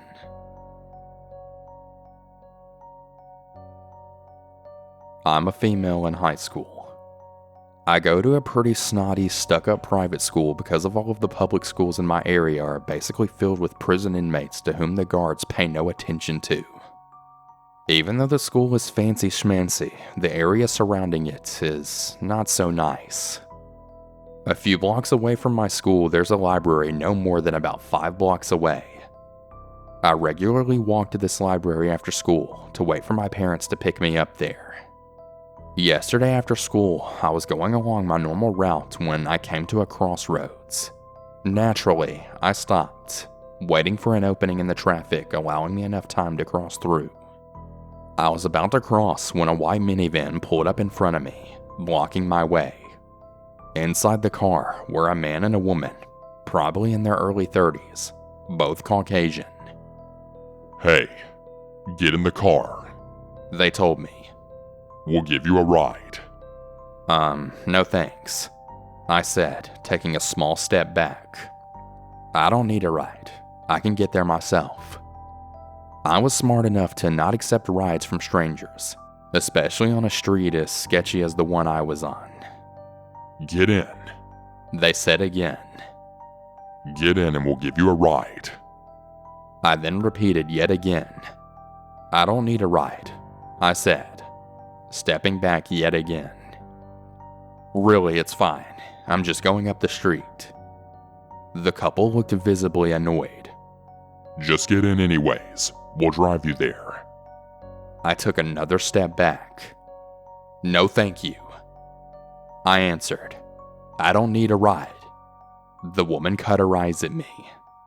I started to take out my phone in order to be able to take a picture of the license plate and call for help if I needed it, or at the very least, call my dad. "Sweetheart," the woman said in an attempt to comfort my suspicions, "we would really like to give you a ride. Let us help you." At this point, I was just done with these people. I went to walk around the car, but they pulled up even farther, almost running over my foot. The couple was done playing nice. "Get in the van, now." I backed up. There were cars all around us. Why wasn't anyone stopping, or at least looking to see what was going on? "Look, I don't need a ride.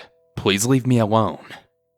The passenger door, which was the closest door to me, then opened. Crap. I backed away, desperately trying to find any pedestrian I could to call for help. The man got out of the car, leaving the door open, and started to slowly come towards me. "We don't want to hurt you, darling. Please, just let us give you a ride." Crap. This is when my fight or flight instinct totally snapped. I dropped my book bag, which had my computer in it, and I just ran. I'm not much of a runner, but I had figured that if I was in a dangerous situation, I would be able to run as long as I was in danger. I ran into the street, which caused a lot of people to slam on their brakes and a lot of horns to honk. I didn't care. I started waving my arms and yelling, anything that would attract attention to myself. The man pursuing me seemed to shy away from all of the attention and turned back towards his van, got in, and the couple sped off faster than I had ever seen a car drive before. Now, the people in the street whom I had stopped started getting out of their cars. I then walked back towards where the van had been, picked up my book bag off of the sidewalk, and started walking towards the library again.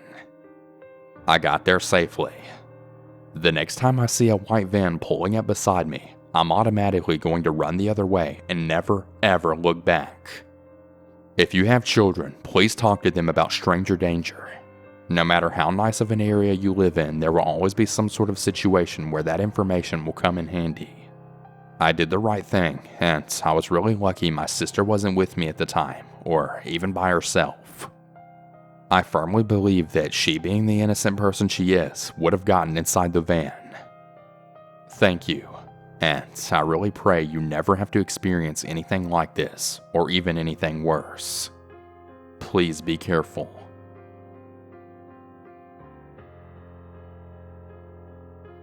The story happened years ago, when I was around 6 or 7, maybe 8. My mom and dad went to go visit family for a reunion, I think. It was located at a beachside park, and there was a playground nearby. It was a fun day with swimming and barbecues, but the day was coming to a close. My parents were chatting with the other adults, and I went to the playground because I was bored. I didn't really think to tell my parents because I was really dumb at that age. I assumed they'd see me, so it was fine, right? Wrong. Well, as I was playing, a couple approached the playground. They were both Caucasian, with the lady having wavy red hair and some blemishes. She wore a faded overcoat and boots. The man was taller than her, and he had a bald head and was wearing a blue tracksuit. They both looked like middle-aged parents in their late 40s. I didn't care about them until they walked up to me. They then waved at me and said hi, so I said hi back. I didn't come down from the playset.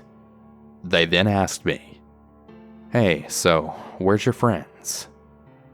Me, being really young and stupid, said that I didn't come with any and just came with my relatives. I then pointed in the direction of the beach. They weren't far enough that I couldn't see them, probably about 100 feet away or so.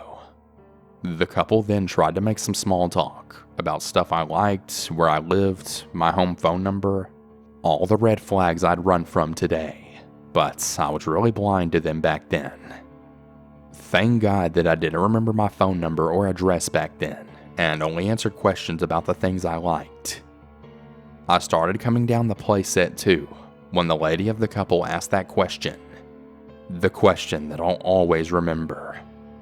"We can be your friends. Don't you want some friends who will never let you go?" My response wasn't the most normal to the question. Instead of screaming for help, I hopped down the other side of the playset towards my parents and then called for them to come over. I believe I called them out and told them I made some new friends. Now, for the past 7 or so minutes, I guess my parents and relatives were looking for me frantically since I wandered off. When I called for my parents, my mom heard and started to run over. I'm guessing she saw the couple. The couple then looked at each other for about a half a second, realized I wasn't worth it, and ran off towards the parking lot. My mom then came to me and gave me a big hug. She then asked me what happened, and I told her about the friends I made and what we talked about, and how I was really sad they ran off. My mom just sighed, and then she called the cops. My mom told them about what happened and they asked what the couple looked like. Being a young kid at the time, my descriptions were very vague and basic. The cops left and we decided to pack up and drive home. On the way home, my mom gave me the stranger danger talk, and I listened. I don't know if they were ever caught. I hope they were, for the sake of dumb kids everywhere. Or that this at least deterred them from nabbing kids ever again, because they really were almost caught. Either way, out there or not, creepy child nabbing couple, I really pray and hope me nor any other child ever encountered you ever again.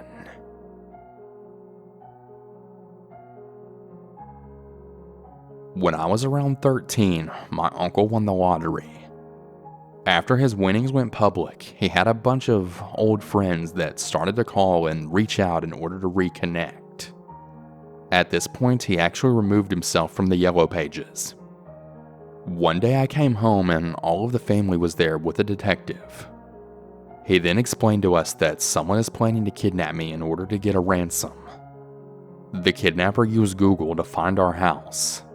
Since my uncle disappeared from records, he thought that our house is the right one since, we have the same family name. Apparently, the kidnapper's acolyte wasn't much of a fan of the plan once he learned that murder may be an option, and then he ratted out his buddy. We spent about a week in a hotel. The house was on surveillance, and one night they busted him trying to break into my room with a gun, tape, knife, and a rope. They then arrested him and deported him back to Mexico since he was on a working visa. I still sometimes wonder to this day what would have happened if his buddy hadn't have snitched on him. Every time I think about it, I just get the chills.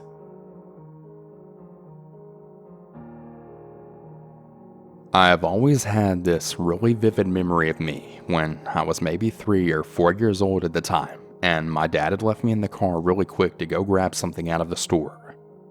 I remember seeing this old white guy with long, untamed, dirty blonde hair. He was skinny, especially in the face. Now, he approached the car window and instantly tried to jerk open the car door. He was frantically trying to open it. I remember this because it confused the crap out of me. I remember him running away, and then seconds later, my dad came into the car and then we left. I didn't really tell him because I had no idea what was going on, but when I got older, I then realized the scary truth. He was trying to kidnap me. I just want to thank God that it never happened. I forgot to mention that he was trying to open my door, which was in the back. I was sitting in the back seat. That's how I know he didn't want the car. He wanted me. That was by far one of the creepiest things that ever happened to me. And I really pray and hope no one else ever has to experience that kind of fear.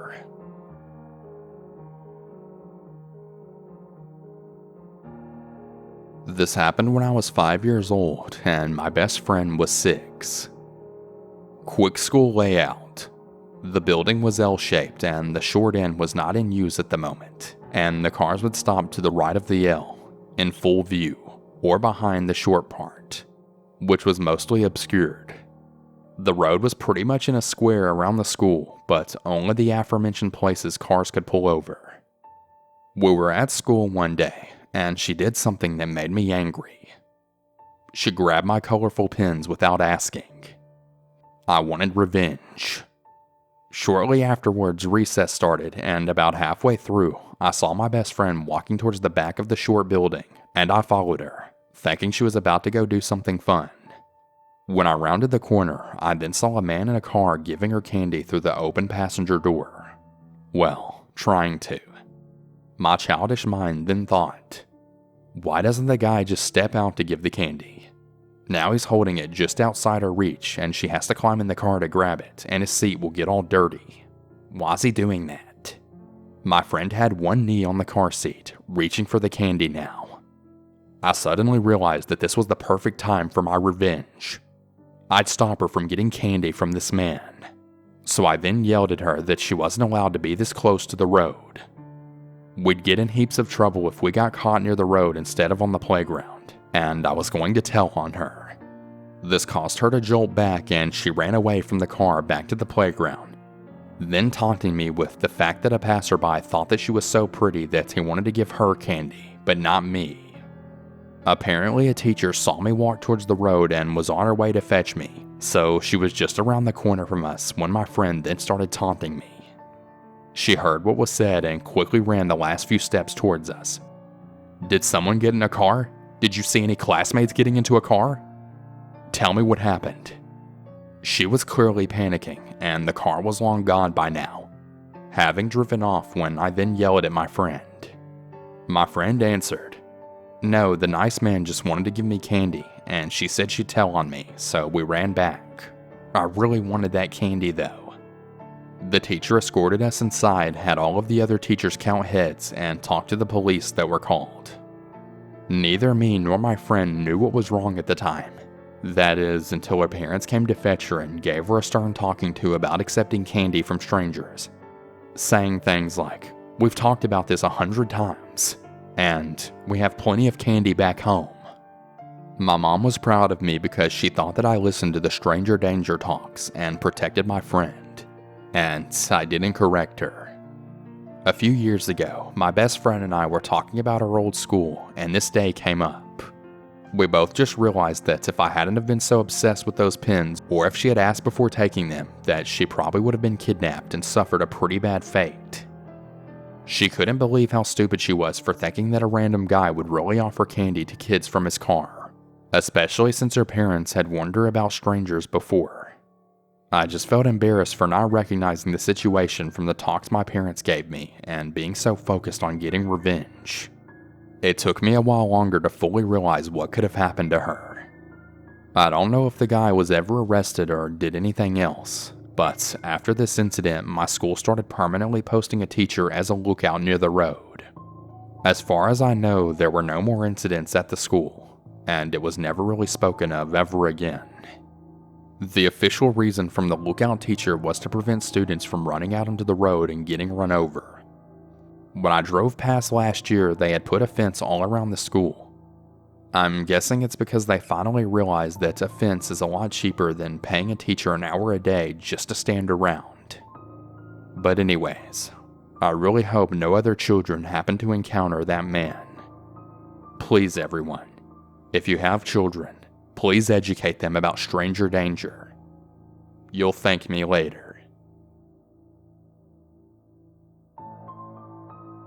Around last year, I started my first semester at a university pretty far away from home.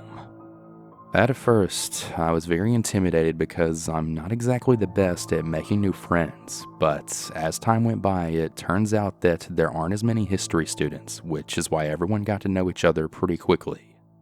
We ended up building an amazing group mural where we would get lunch together, help each other out, and all that stuff. There was this one guy in our group that really stuck out to me, particularly because of his weird sense of humor. Let's name him Serge.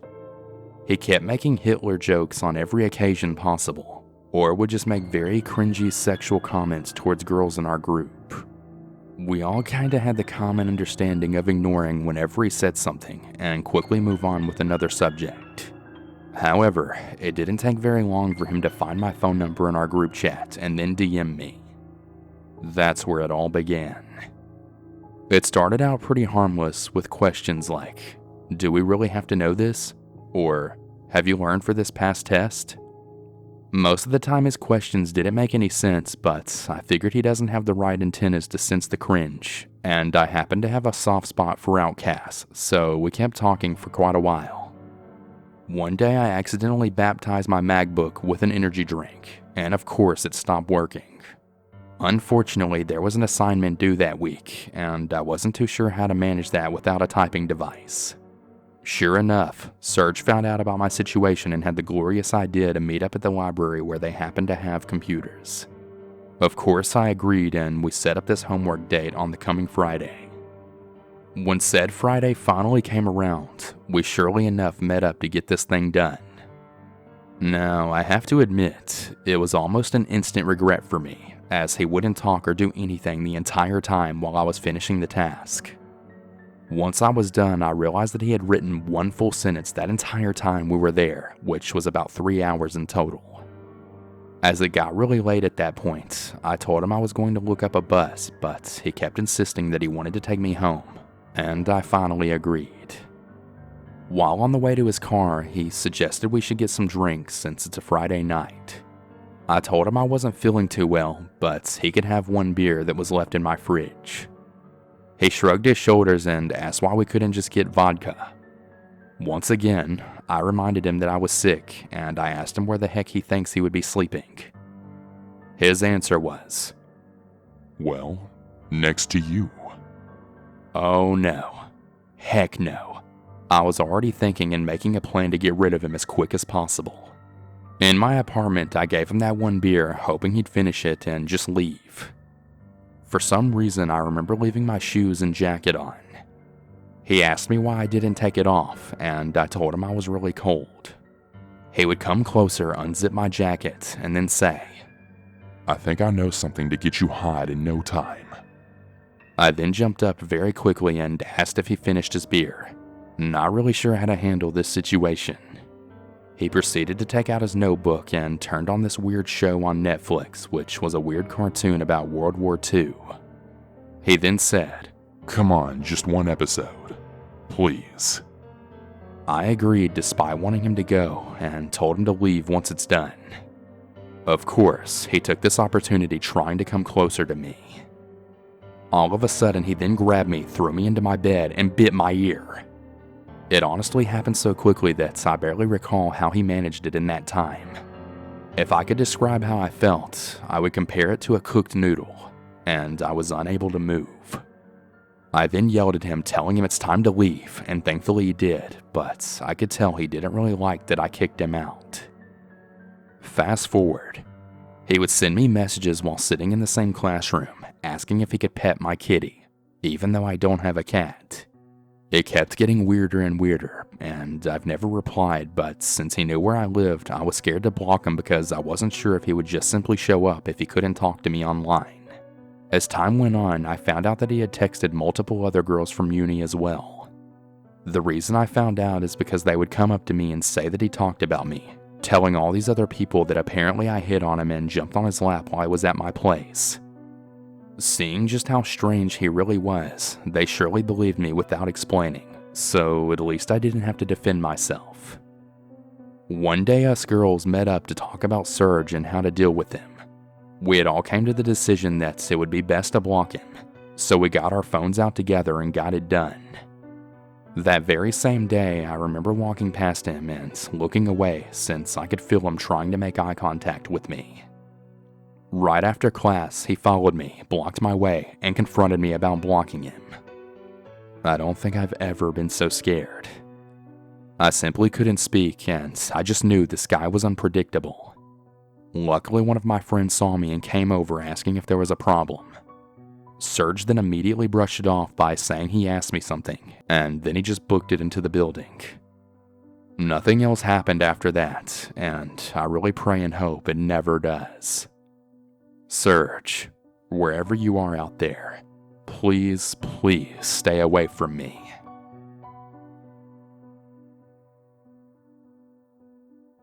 So today I decided to take my 2 children, 5 and 8, to go see a Sunday matinee at the movie theater. Secret Life of Pets 2 is nearly out of the theater, so we decided that would be our best bet to beat the crowds. We went to the 11:55 a.m. showing and stepped in a bit late to find we had all the theater to ourselves, and my kids were absolutely thrilled about it. I allow them to dance around if we're alone in the theater. If others are present, they have to be on their good behavior and stay seated and quiet. Since the movie is older, it was in a room in the very back of the building, far away from anyone in other rooms. The previews were still rolling when a man, I would say in his late 50s, stepped into the room. He immediately started looking my way as he walked to the row behind me, and then proceeded to sit down directly behind me. I mean literally the seat in the row right behind mine when the entire theater was empty. Now, I know adults can sometimes want to go to a children's movie alone. I realize that alone doesn't make him creepy, However, my gut instinct was, this is very bizarre. I mean, Toy Story or Lion King, sure, I would understand him being there. But this is a very obscure movie, and it's a sequel. Beyond that, why would anyone sit right behind me knowing it might look odd that they're even present at this movie in the morning on a Sunday? I immediately got up. I'm nearly 6 feet tall, and I'll admit, I wanted him to see I'm no easy target. I then moved to the other side of my children and then turned so I was facing him. He looked extremely uncomfortable since entering the theater and was very fidgety. His foot was doing this tapping, and I quickly snapped a picture of my kids with the camera focused in on him. I then moved my daughter to my lap so she was out of his reach, and I was racking my brain on my next move. I was in the very back of this building with the sound blasting, and I had 2 small children with me. I was alone in a huge room with one door leading out with this stranger. This guy was obviously a creep. You could just tell by his behavior and body language. I thought about complaining to management, but honestly, what was I even going to say? I mean, technically, he has every right to be there just as anyone else, so I decided to keep my eyes on him. The movie started and he began to watch for a moment, glancing my way and at the screen repeatedly with his legs still bouncing very nervously. I began to form an exit plan in my mind. A minute or 2 into the film, he then got up and hurriedly raced towards the door. I waited a few minutes, hoping he wouldn't return, and he didn't. I'm pretty sure I was making him uncomfortable when I was turned and looking his way, but all I could think was, why would he sit directly behind me in this huge theater? I wasn't even in the center of the theater, and my placement with the kids was very random and not an ideal spot to sit in. He could have grabbed me from behind and ran with my kids. He could have been a pervert who wanted to relieve himself while watching my children and I. He never did return, but I'll never forget how he looked. As we left, I stopped by information to speak with the manager and another employee. The first thing they said to me after I showed them his picture and pausing was, "There were only 3 tickets sold to this movie, and we don't recognize him as someone who was at one of the other movies either. Those 3 tickets were for me and my 2 children. The theater complex was completely dead. This guy had to walk by literally every other movie in this huge movie complex to get to this room that we were in. It was late morning and literally almost all of the other movies had started at this time. I'm telling you, please trust your instincts. Even if you offend someone, I've learned the hard way that you absolutely have to go with your gut. I don't know what could have happened today, and I still have chills thinking about it. It could have just been someone movie hopping, but many other films had started at that time, and his seat choice and nervousness tell me otherwise. Like I said before, always trust your instincts." I was just browsing through old stories and I remembered something creepy that happened when I was around 12 years old, and I thought I'd share it. So I grew up in quite a rural part of England in a national park. Our house was just on the edge of the moors, so it was pretty secluded. When I was 12 and had started experiencing all of the horrible body changes, I went through a stage of riding my bike a lot and trying to lose weight. I developed this route, which was probably about a 30-minute ride that I'd do after school every day. I'd been doing this for a few weeks and you'd very rarely see any cars. There was one car that I'd noticed a couple of times passing me by because it would drive past me and then would come back the same way it had just gone, which I thought was a bit odd. It was this tiny little beaten up red car, and it would always pass by quite noisily, so you'd always notice it. One day I was about halfway through my cycle route when the car came flying past me pretty close and made me jump. I carried on and it came back, but this time it swerved to the other side of the road as if trying to hit me. I kind of just assumed it was just a drunk driver, and I didn't want to get involved, so I tried to just keep going. The car then came back and does this another 3 or 4 times, and each time getting faster and faster, and edging that a little bit closer to me. I started to cry, and I panicked because there's literally nothing around, and I couldn't do anything except cycle faster. Luckily, I eventually cycled past a side lane with some houses and just ran to the nearest one and started banging on the door to ask for help. After a bit of a meltdown, they phoned my mom for me, and she came and got me. She said and assumed it was probably just some teenage boys trying to scare me, and we never really did anything about it. The only real look that I got of the person in the car was that they were a male, and there weren't any passengers.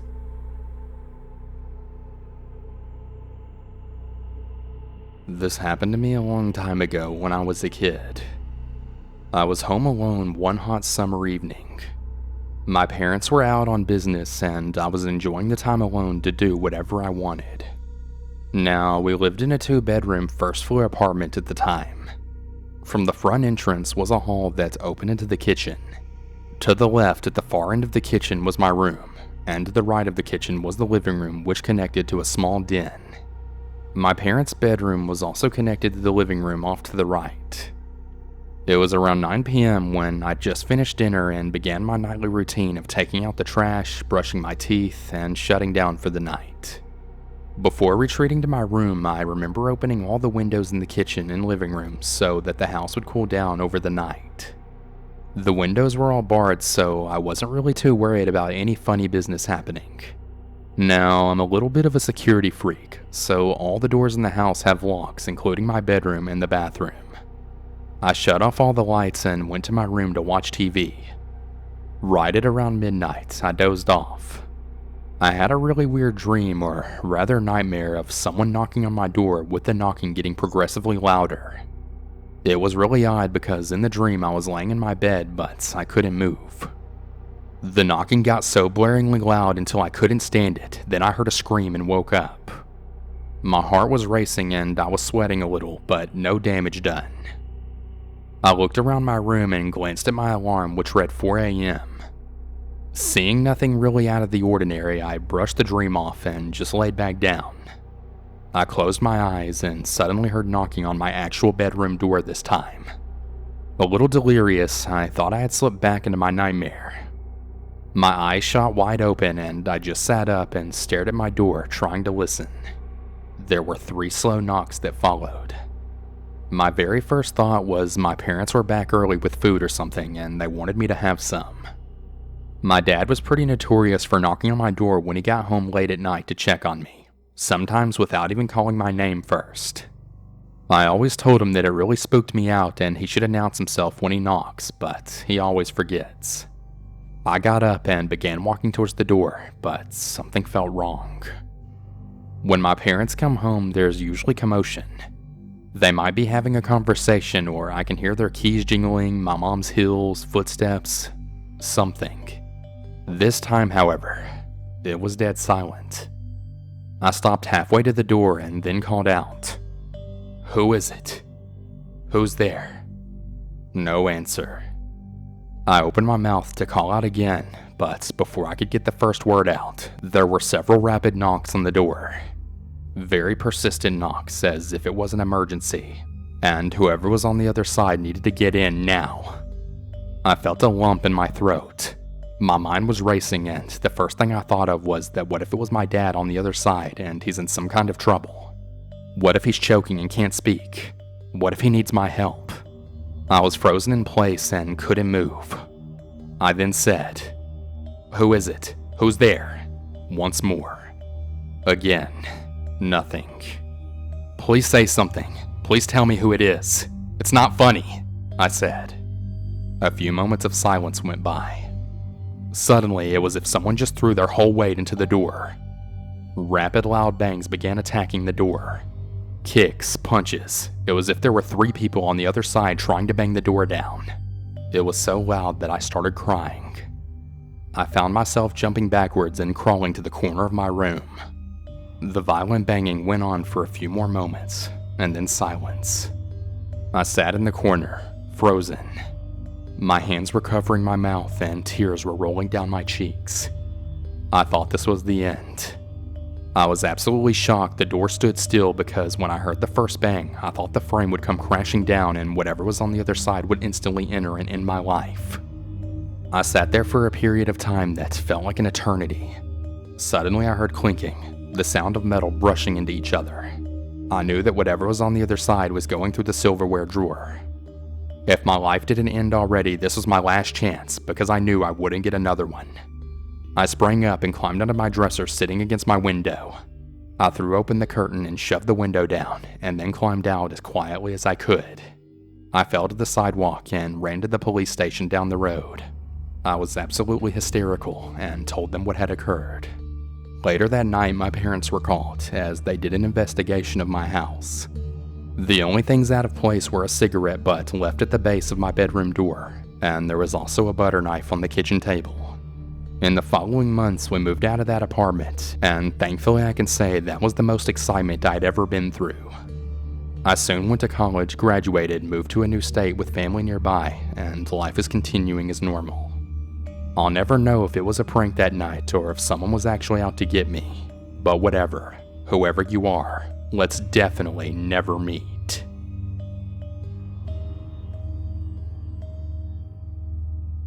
I decided to use a Starbucks gift card that I got for Christmas this one morning before class.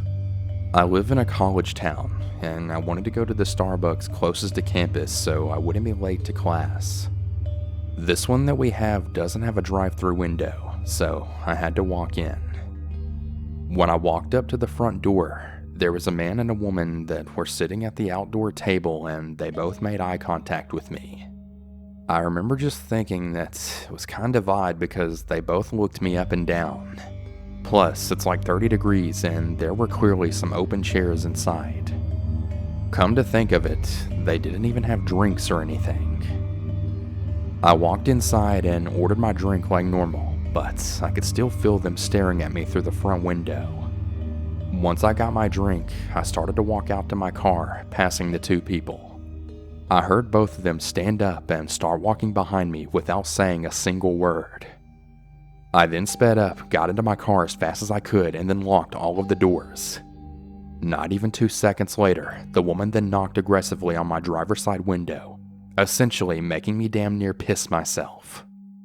The man was right next to her with just a straight face, hands in his pockets, looking through the windows of my car as if he was searching for something that he wanted. I cracked the window like a centimeter so she couldn't fit her hand in or anything, and asked her if she needed anything, and then she told me to roll down the window some more. I just told her that it was really cold, so I'm going to keep it up. She then asked me if I could give them some money, and she seemed like she was insisting, not so much asking. I kind of just stumbled over with my words, and I told her that I paid with a gift card, and that I'm a pretty poor college student who didn't really have much cash. Which was true, but still, it sounded like an excuse. The man started to look confused and angry at me, and he yelled at me to get out of the car. That's when I noped the heck out of there and drove away as fast as I could. I'm really glad I got out of there, but they really scared the crap out of me. To be honest, I probably shouldn't have even talked to them at all, but lesson learned.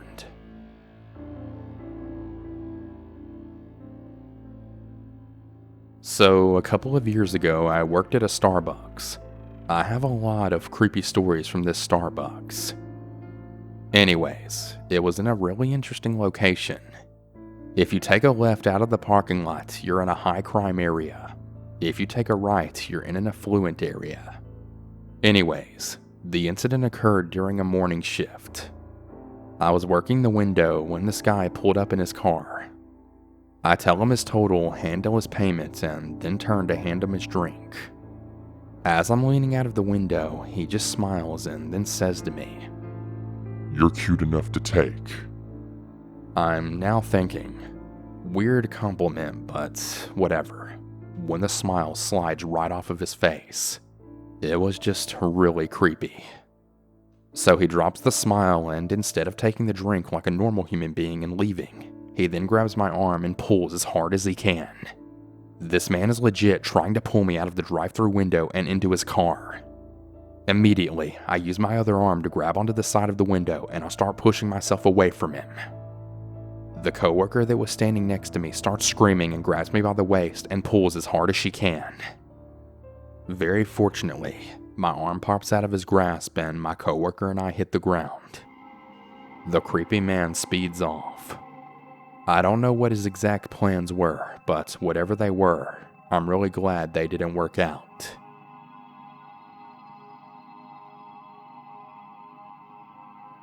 This doesn't sound so bad compared to some of the other stories on here, but it really shook me up and something about it just had all of the alarm bells going off in my head.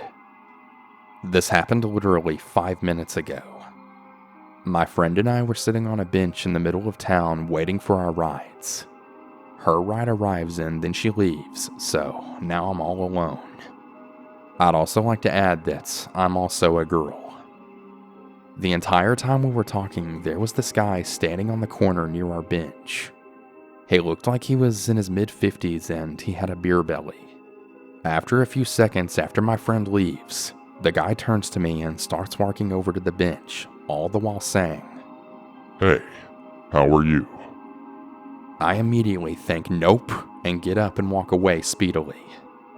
As soon as I do this, however, he says in an extremely defensive tone, "My God, all I said was hello." There's a Starbucks nearby, so I decide to walk into the store. I then sit down and look out the window and immediately notice that he is walking into the store as well. And very fast, mind you. So I get up and tell the barista that this man is following me and I don't know what to do. As soon as I say those words, the only other person in the Starbucks besides the barista, a woman also in her 50s, whips around and very aggressively tells me that the man is her husband, and she really doubts he's following me. I then go on to explain that I've had some really bad experiences before, and he approached me in an unsettling way. But before I can even finish the sentence, she then repeats in the same tone quite loudly that she really doesn't believe that her husband was following me. At this point, the husband enters the store and then starts saying, "All I said was hello. Good God." And the woman is still yelling that it's her husband and she really doubts he was following me. At this point, I'm freaking out because I'm so overwhelmed by the two of them, especially the woman attacking me about the fact that he is her husband. So I just leave. I decide to run out of the Starbucks and down the street to another store until my ride arrives. I know it doesn't sound like much, but it was just very jarring.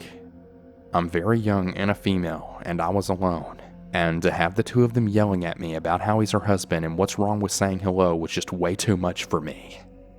I have really bad anxiety, and to be honest, you just really never know the intentions of a stranger.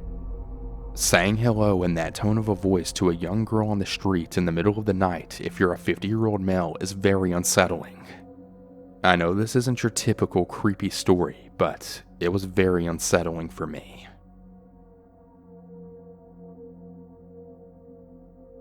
This particular incident took place over the spring of 2011 when I was about 15 or 16 years old. My friends and I frequented the local Starbucks and we had a really great time there. Most of the employees were really great. One of them, named David, was kind of odd.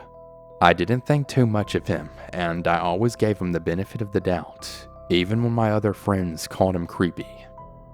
My friends and I went there pretty quite often, and like usual people, we had to go to the bathroom every once in a while. One day we were there for a really long time, probably like 4 hours, and we noticed David going into the bathroom quite often.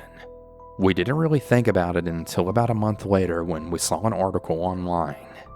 Well, apparently David had put a camera into the bathroom and had been taking footage of young women and then putting it onto his computer. He would go into the bathroom about every hour and collect and download all of the footage.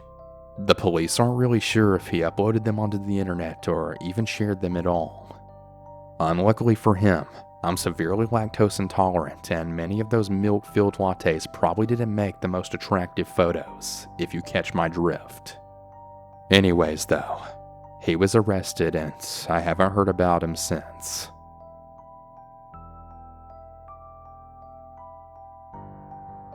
Just a little background.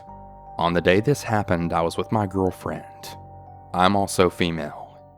We're both just under about 5 feet tall and maybe 100 pounds soaking wet. My point is, we're pretty tiny. But anyways, on to the story. On this particular day, it had been raining outside and it seemed like the perfect weather to stay curled up inside and watching some movies. One problem, however, no snacks. So my girlfriend and I decided to walk to the mini-mart just down the street. As we're walking, we notice there is a man trailing some distance right behind us, and he's muttering to himself, talking under his breath. At first, we really paid no mind. There's a fairly large number of homeless people in our area, and sadly, many have mental illnesses. We continued walking and noticed he was still behind us. Weird. We get inside the store and start picking out snacks, and I noticed he is standing right outside the store, peering in, staring directly at us. At this point, I'm a little worried now, but when we check out, he is no longer there, so I brush it off. Further down the street from the store, there happens to be a Starbucks, so we decide to stop and get some coffee before walking back to her house. The entire walk, I felt like we were being watched, and I just couldn't shake the feeling of the uneasiness. We walk into the Starbucks and order our drinks and sit down to wait. I look out the window, and there's that same guy again. He's across the street, but he's still staring straight at us. At this point, I'm totally freaking out now, and trying to tell my girl that this creep has been following us the whole time, but she insists that it's nothing. The next time I look up, the guy is inside the Starbucks and is staring at us with a look that I can only describe as totally predatory and hungry. I'm absolutely terrified at this point. We grab our drinks, are getting ready to head out, when he then yells out, "Hey, there you are." Heads turn to see what the commotion is about me, and he calmly says, "That's my niece and daughter. I told them not to go anywhere without telling me." My girlfriend finally reacts at this point, and then grabs my hand, and we nope the heck out of there. We speed walk down the street, hoping to put some distance between us before he can react. I turn back around, and lo and behold, he's still following us. He's not chasing after us, he's kind of just sauntering in a way, and has a really menacing look on his face. This guy was pretty well built and was close to 6 foot if I had to guess. If it came down to it, there was absolutely no way we could take him. We do the only logical thing that we can think of, and we start running. This is when he starts chasing us and then screaming out, "Don't go! Don't you want to play with me?" The road back to my girlfriend's house is pretty desolate with no houses for a few more blocks, and we're running away from the only area there would be people. At this point, he's gaining on us, and I think at any minute he will catch up to us, and that would be the end of us. The guy is maybe about 10 feet behind us when almost miraculously, we see a car coming straight down the street. We start running towards it, waving our hands and yelling, trying to get this car to stop. It does, and we frantically start telling the driver that this guy is following us. The driver steps out of his car, and the would-be creep stops dead in his tracks. The driver stands protectively in front of us and says something along the lines of, "Just walk away, buddy. You really don't want any trouble." The creep stares us down and then just gives us the creepiest smile I've ever seen. Then he shrugs his shoulders and walks back up the street. The driver insists on seeing us home, and he trails behind us the rest of the walk until he sees we're safely inside. Thinking back, we really should have called the cops, but we were too scared to think straight. Thank God for Good Samaritans. I shudder to think at what could have happened if that car had not stopped, or if this guy actually caught up to us. I spent my first couple of years after high school just kind of wandering around and trying to figure out what to do next. I worked a lot of lame jobs, and I regularly signed up for late night classes at a couple of different community college campuses. This meant that I spent a lot of time driving anywhere between half an hour to an hour to get to where I needed to go. And a lot of my commute took me to the parts of the city and the suburbs that I'd never seen before. Back then, everything felt way too big and complicated, and I was totally lost. But I absolutely loved coffee. I would always make time in my schedule to stop at It's a Grind or Starbucks, get a coffee, and read a little bit. I think it was because no matter where I was, one of these shops always felt familiar to me. This was sort of my way of coping with growing up. Once when I was waiting for a friend to get off work, I stopped at a Starbucks I knew. When I first walked in, I noticed a girl who seemed really familiar. This would happen pretty often, and at the time I figured I recognized her from campus, work, or even high school. She sort of smiled when she saw me, but other than that, we didn't really interact with one another. This location had a lot of space. There was a large lobby with 5 or 6 tables, a bar-style counter facing the window, and an outside eating area, and even a few of those stuffed chairs. The girl I had first noticed sat at the table closest to the door, and I chose a smaller table by one of the windows, away from the other customers, but clearly visible by most. I don't really remember, but I probably just bought a mocha. When I sat down, I must have spread all of my stuff out because I remember the table being kind of cluttered. I really like to take notes even when I read, even just for fun. So I'll have a notebook, a pen, my book, and also my wallet and my phone on the table. I'm pretty single-minded, so when I read, I can get really into the zone. I lay my book on the table so that I can hunch over my notebook and take notes without losing my place on the page. Sometimes I'll lose track of my surroundings. This time when I eventually looked up, I then realized that someone was watching me. Another guy had taken the table across from mine. He looked about my age with yellowish hair. I remember he was wearing jeans, which seemed really weird because it was still basically summer and was really hot out. He didn't have any drink, and it didn't really seem like he was going to order one. Once he saw that I had his attention, he started talking to me. He had asked me small stuff like what my name was, where I was from, and what I was reading. I was immediately creeped out, but I had always been inherently introverted, and at the time I was trying to span out and meet new people, so I talked to him. Eventually, he moved over to my table and talked about how he was new to the area. He asked where I was going after this, and when I told him, he said he was going in the same direction. He said that since he was new, he didn't really know any of the street names, but that he could find his way by landmarks and stuff. As hard as I was trying to be social, for some reason, I didn't feel comfortable giving him a ride. I told him I was planning on staying at the coffee shop for a couple of more hours because I was waiting for a friend. This seemed to bother him because he abruptly changed the subject, but eventually brought it back up yet again. We probably went on this for maybe half an hour. He would ask for a ride or ask which car was mine, and I would make up some excuse, and then we would talk about something else for a couple of minutes. We eventually ran out of things to talk about, so he started to look at my stuff some more. He looked at my notes, asked to borrow my pen, and at one point he even picked up my wallet and started looking through it. Back then, I was really non-confrontational, so rather than demand my stuff back, I started to slowly pack up whatever he wasn't messing with. Eventually, he decided he needed to go to the restroom, so I started putting everything away very quickly. At this point, that girl that I had recognized from earlier came over and asked if I was okay. I told her I was, but in hindsight, I probably looked very uncomfortable. She told me that I shouldn't give him a ride and that I should just ask him to leave me alone. She actually even stayed with me until he came back out, and she even told him to leave me alone herself. He kind of acted shocked and offended, but then he left the store. At that point, I probably should have left myself, but I decided to stay. I talked to the girl a little bit and went back to reading. After a while, a lady in her late 30s came into the Starbucks. She wore a low-cut blue dress and a lot of makeup. Her hair was styled. She sat down across from me and asked me if my name was Dean.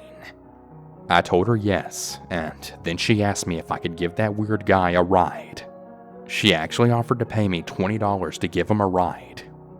I politely refused and I got up to leave, but when I got to the door, I looked outside and I saw that the guy was waiting right by my car. See, the thing is, I hadn't actually identified it to him, and this was a large grocery store parking lot. I looked back at the lady, and she was just staring at me. Rather than go confront him, I decided to sit across from the girl that I knew in a spot where I could watch the car. I didn't want to admit how nervous I was, so I didn't call the cops or attempt to bring any attention to my situation. Instead, I pretended to just read while I watched the guy. Eventually, a security guard came up and asked him to move along. After that, I basically ran out to my car and drove straight home, making sure no one was following me. I don't really know what any of that was about or what he was trying to do, but I'm really thankful for that one familiar face. Hey everyone, I hope you enjoyed today's video. And remember, if you have your own personal scary story that you'd like to send to me with me to narrate on my channel, be sure to submit it directly to my website at southerncannibal.com. And before we bring this video to a close, I just want to shout out all of my $5 or more patrons, as well as my $3 or more patrons featured on screen. Shout out to Babe Lincoln, Beryl S., Kate E., Katrina T., Celeste S., Ellie S., Heather B., Howard R., Joseph F., Lori J., Matthew B., Michael G., Tammy S., Too Etchy For You, and Victor R. Thank all of you so much for supporting me on Patreon, and if any of you would like to join these awesome people and also become a patron, head over to my Patreon at patreon.com/southerncannibal. Thank you everyone, and have a good one. And remember to always stay on